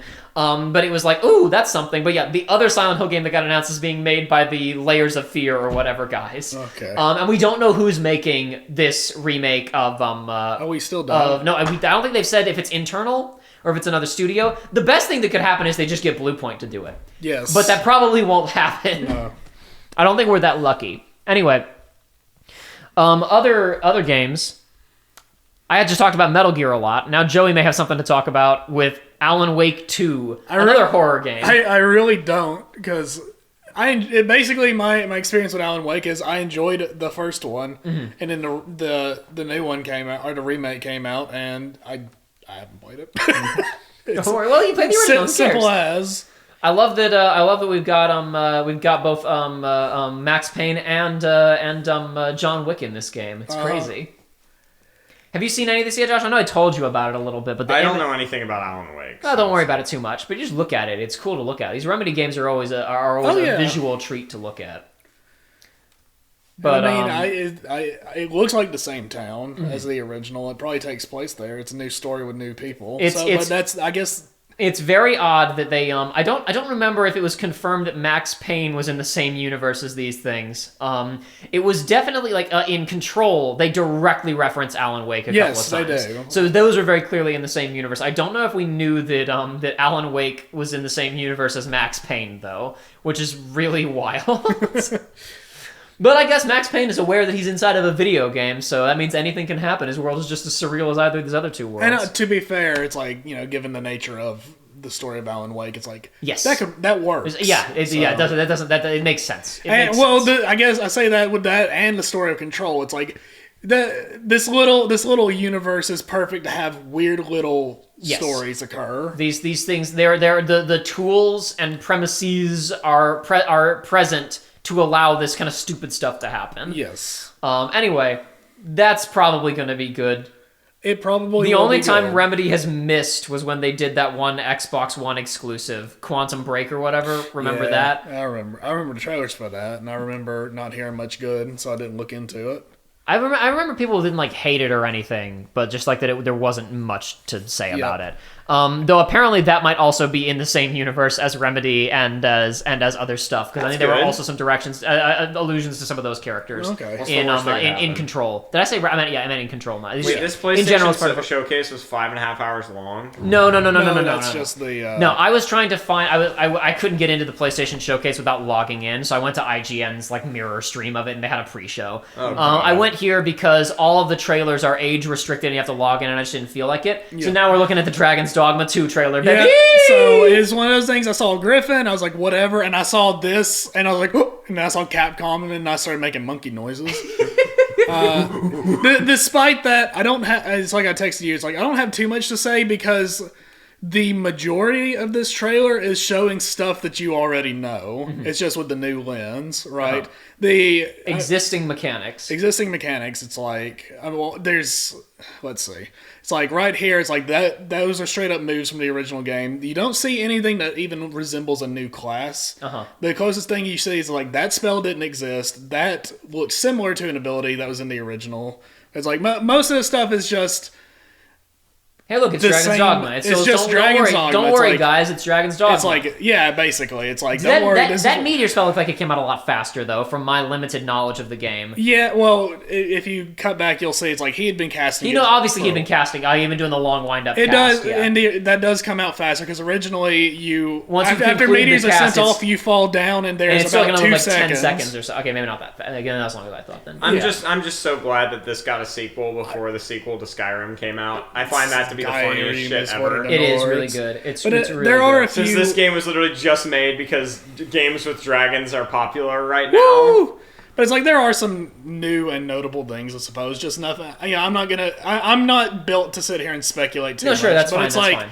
One of the things that stood out to me is one of the pawns at the beginning. Like, somebody that is clearly a pawn is speaking to you like a regular-ass person. And it's like, don't you remember you saved me, yada yada. And they have an actual name, and it very well could just be Rook from the original game. Where I hit 0 forgetting that I wasn't on the actual trailer upload. Oops, that's fine. The girl talking to you at the beginning very well could perform the same role as Rook from the original, who is the pawn that introduces pawns, but is not a real NPC. They're just the first one. But it seems like maybe pawns are going to have a more interesting role. We got new furry people in here, which maybe in one of the novels they're there, but definitely not in the original. Were they in the anime? That anime was good, right? I just said that. Really I exclusively said that to trigger Joe. It was incredibly good, right? I heard that anime was like awesome. Bring up the anime. So I saw somebody I'm online. not bringing up the anime. No, show the article. No, and specifically, this is just stupid. Jamie, pull up the anime. This is stupid speculation stuff on my part, but somebody online you bet your ass it is in a true. discussions of Dragon's Dogma, they were like, "Well, that's clearly Gregory, as in the dragon from the first game." Wrong. And it's like, "Well, it sounds like him and looks like him." And it's like, I don't know if that's actually Gregory, simply because this is how dragons look in this world if the anime is to go off of, because Gregory is not in the anime, but dragon of an identical scale is in there. And also, when I went back to Capcom's re-upload of that, with the closed captioning, they had names for all these people in there that we had not heard of or seen previously, but the dragon is just listed as Dragon, not Gregory. Right. So who knows? But it's like, you know, obviously combat and everything looks crisp. There's some new mechanics that we're seeing. We're seeing new spells. We saw somebody twirl a thing and make a bridge appear. I don't think that's class specific. I think that's probably a tool, because we did not see any new classes. We saw only class, and we didn't see every class from original, but we saw fighter, we saw knight, or warrior, we saw the typical mage class, we saw the magic archer, but we didn't see like mystic knight or any of the real like well, to be fair, all the rogue classes look the same. Sure. But I'm trying to think if there's anything that really stands out there. Jeez, Joey, I thought you were a real The thing fan. that stood out to me was that we got gameplay that fast. Yes. Considering that last year was a hey, we're making it. I figured we weren't going to see it for another 2 years. This trailer felt like it was there to alleviate concerns. It's like, hey, here's the gameplay. It's like, it looks good. It's like they know. I mean, the characters are whatever in Dragon's Dogma. The story is actually pretty interesting, but it's like everybody praises Dragon's Dogma for the gameplay, for the emergent gameplay of it. And this really feels like they wanted, with the first trailer, they wanted everybody to know, it's like, no, the gameplay is still the focus of it. But it's like, there's a few new enemies. There's, of course, at the end, the Medusa-looking thing. The person that I'm speculating is a Harpy Queen. There's a weird. It looks like there's going to be gravity magic now, maybe, because it shows them like picking up the mage class. Like, there's like little blue bursts that like pick up goblins and fling them, and that would be cool, because that was always a thing that the physics were always fun in the first game, and like. The only spells that really had physics was Maelstrom, where you summon a big tornado, and it's like, sucks up all the little enemies. It'd be cool to have more of that sort of thing, but like I said, because the trailer is mostly just stuff that we saw originally, it's like, it looks like that's, you know. Yeah. What can I say? It looks good. You saw, the only other thing I saw was, one of the pawns, you see briefly a troll, you see a pawn like put their shield down and another pawn jumps on top of it and they fling them at the thing. So it's like, maybe there's going to be more interesting things that you can actually have your party do outside of your control. Because the pawn system, love it or hate it, you don't have a whole lot of, you have a lot of control over the abilities they have, but you don't have a lot of control over what they actually do. Yeah. So perhaps that was showing that there's at least going to be, even if you don't control it, there's going to be more interesting stuff for them to do. But regardless, the trailer looked good, and I will wait as long as I need to. I'm not allowed to die before that game comes out. That's pretty much everything I wanted to talk about, I think, from the showcase, and we've been going for 3 hours now, so we should probably wrap up. I got like 2 more things to mention, basically. One of the games that showed up, they showed the Plucky Squire again, which I highlighted in my Game Fest video last year. Which just looks really neat. This looks really winning. I'm looking forward to this. This will probably be fun. It's basically taking the gimmick concept of A Link Between Worlds that was used like for some puzzles and a little bit where you could go into the wall and walk around, and turning that into an entire game. Yeah. By mixing a by mixing 2D and 3D perspectives to create a lot of different gameplay varieties. Like when you're out in the 3D world, it seems like it's a fairly straightforward hack and slash and occasional platformer. But then you go inside of these 2D worlds, and depending on the types of surfaces you're up against, it can be a really traditional Zelda, it can be whatever this is that's happening right now. You're interacting between the 3D world and the 2D world. Like I said, the word I just used was right. This looks really winning. I'm very charmed by this and looking forward to it. I imagine that's going to be Yes, it stood fun. out for me where I was like, this is a game. So you said they've shown this previously? They showed that at Summer Jeff Fest last year. Okay. But it looks good. Oh man, it's not worth talking about. There is a game trailer that showed up and I was like, this is not a real game.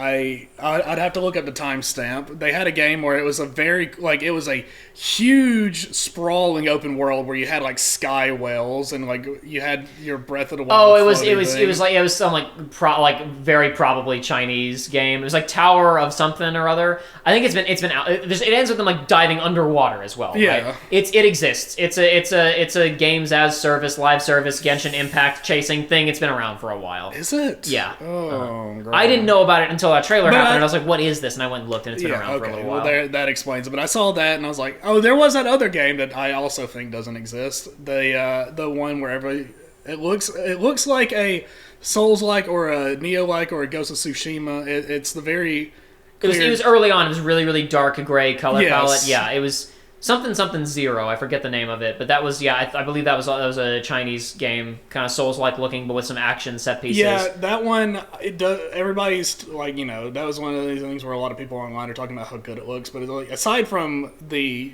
very obvious like just early stuff, it's like it looks less like an action game and more, or it looks less like a Souls game, and more like, I don't know what you even call it, but it's like the combat of like the Arkham games, I guess I would say, where it's like. Everything looks really or early Assassin's Creed where everything looks really fancy, but it's very boiled down to it's like just wait and press button. Mm-hmm. So there's so much freaking. The only other thing was they showed Spider-Man 2. Yuri Lowenthal's having a blast voicing sure Black is, Suit dude. Spider-Man. Though I gotta say, Joey, I don't know if you even know about this one because I know you haven't played Spider-Man PS4. I have not. When it was moved to PS5, the remastered version, they changed a couple of things. They said that there was an issue with the facial capture for Yuri Lowenthal, and that the facial structure of Yuri and the Spider-Man that they'd modeled were too different. So they had changed Spider-Man's model. Yeah, I've seen the changes, and boy howdy, it's like I have seen the changes, but I don't understand the changes. I don't believe what they've said, because if you look at Yuri Lowenthal, he looks like the original version of Spider-Man Yes. that they had. Like, what did they actually, like, the new model, like, who's it based off? It was supposedly Yuri Lowenthal, Looks but like it sure Tom as hell Holland. ain't. No. Looks like Tom Holland. But yeah, original PS4 Spider-Man, redo Holland. PS4 Spider-Man. It looks like Tom Holland. You can't tell me. And what I was gonna say is, I cannot. It's already funny enough hearing Yuri go, "I told you not to come after Connors." I will barely believe it coming out of this Spider-Man. I will not believe it for a second coming out of this Spider-Man. I've got big teeth too. Craven, I'm gonna get ya. Coming from this dude. Yeah, that's... Like I said, I've not played the games, I'm not really in. I just saw these pictures, and I was like, I don't understand the change. Maybe we'll just play it on my PS4, and so we can just have the original version of the character around. The only that was announced for well, not announced. It's just fall 2023 still. Yeah. So February 2024. Hell yeah, baby.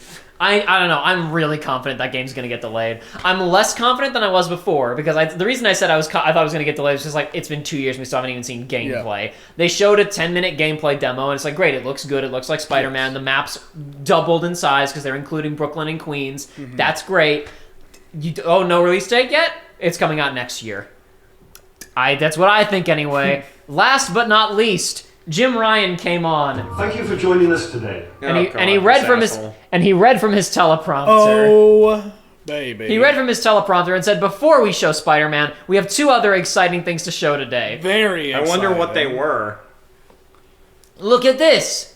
You see that? Oh, it's like a Steam Deck, right? It's like a Steam Deck, right? They've somehow compressed the processing power of the That's no, really it's impressive. It's a Wii U. It's a Wii U gamepad specifically. It's a Wii U gamepad, which works over local Wi-Fi. No price tag announced yet. Nope. Hope you don't break it. Hope you don't drop it and shatter the screen. Because these aren't Joy-Cons on the side. No, that's one glued. unit. It's glued there. And also, I've heard there have been some issues, not quite Joy-Con drift level of issues, but I've heard, Joey, maybe you've heard more about this, that the PS5 controller has a tendency to start failing after like a half a year, a year or so. I have 2 PS5 remotes, and both of them I can barely play FPSs because of the stick. The problem that I have with mine, which I've had this remote for probably a year. You can't call it stick drift. Mine is a unique case where there's 2 problems. There is stick drift where it will constantly look down. But I have another problem which I can't even fathom. I don't understand it. It feels like it's probably like a wiring issue almost. I very consistently, when I'm playing games, it will act like I just shove the analog stick up. Like my character will just shoot their aim all the way up, like as if I was max throttling it. It does this often. So this... I'm sure they will have fixed all of those issues with their design. Yeah. For this thing. For this thing specifically, of course. Yes. Yes. And just in case the Project Q, because it still doesn't have a name or a price tag. That's just good. in case that wasn't exciting enough for you, the exciting products that Jim Ryan had to show us. Look at this, Joshua. Look what he showed next. What's this? What is this? What am I looking at? Looks like some sort of VR something. Oh, God. It's even worse than what you were thinking. Look, Joshua, look, it's got a little charging base that slides over the... Whoa! That was how they closed the show before Spider-Man. I hate. They slipped these in here. All fight. And once all again, hate. we're old George men and we are Lucas's not family. hip. But I also showed that to my younger cousin, and he was like, "That looks stupid," and I was like, "Yeah, yes, it does." Listen. What are you judging these guys for? They know what they're doing when it comes to ripping off Nintendo. Look at the PS Move. Yeah, of course. And with that, ladies and gentlemen, I think we should probably wrap because it's pretty late and we've gone for a while. I'm tired. Thank you for joining us for another episode. Another after a year, another episode of whatever this is. Somehow the research log has returned. If somehow yeah, and just somehow the research log returned. and for the loyal. My favorite thing about that clip is you can watch Oscar Isaac on screen decide he no longer cares about acting in this movie. As he's reading just that like Harrison line. Ford. He cared for exactly 2 films Exactly. before he stopped giving a shit. You're gonna die here, you know. Convenient. And for the loyal research log listeners, don't worry, I did not forget about the hand. There was just no reason to bring it up, but until now. But don't worry, it's been done. And I have brought it up. Finger guns also exist. the bare Jacob talked minimum. about them. I was on a plane coming back from college, and Jacob's on said plane with me, and he brought up the finger guns.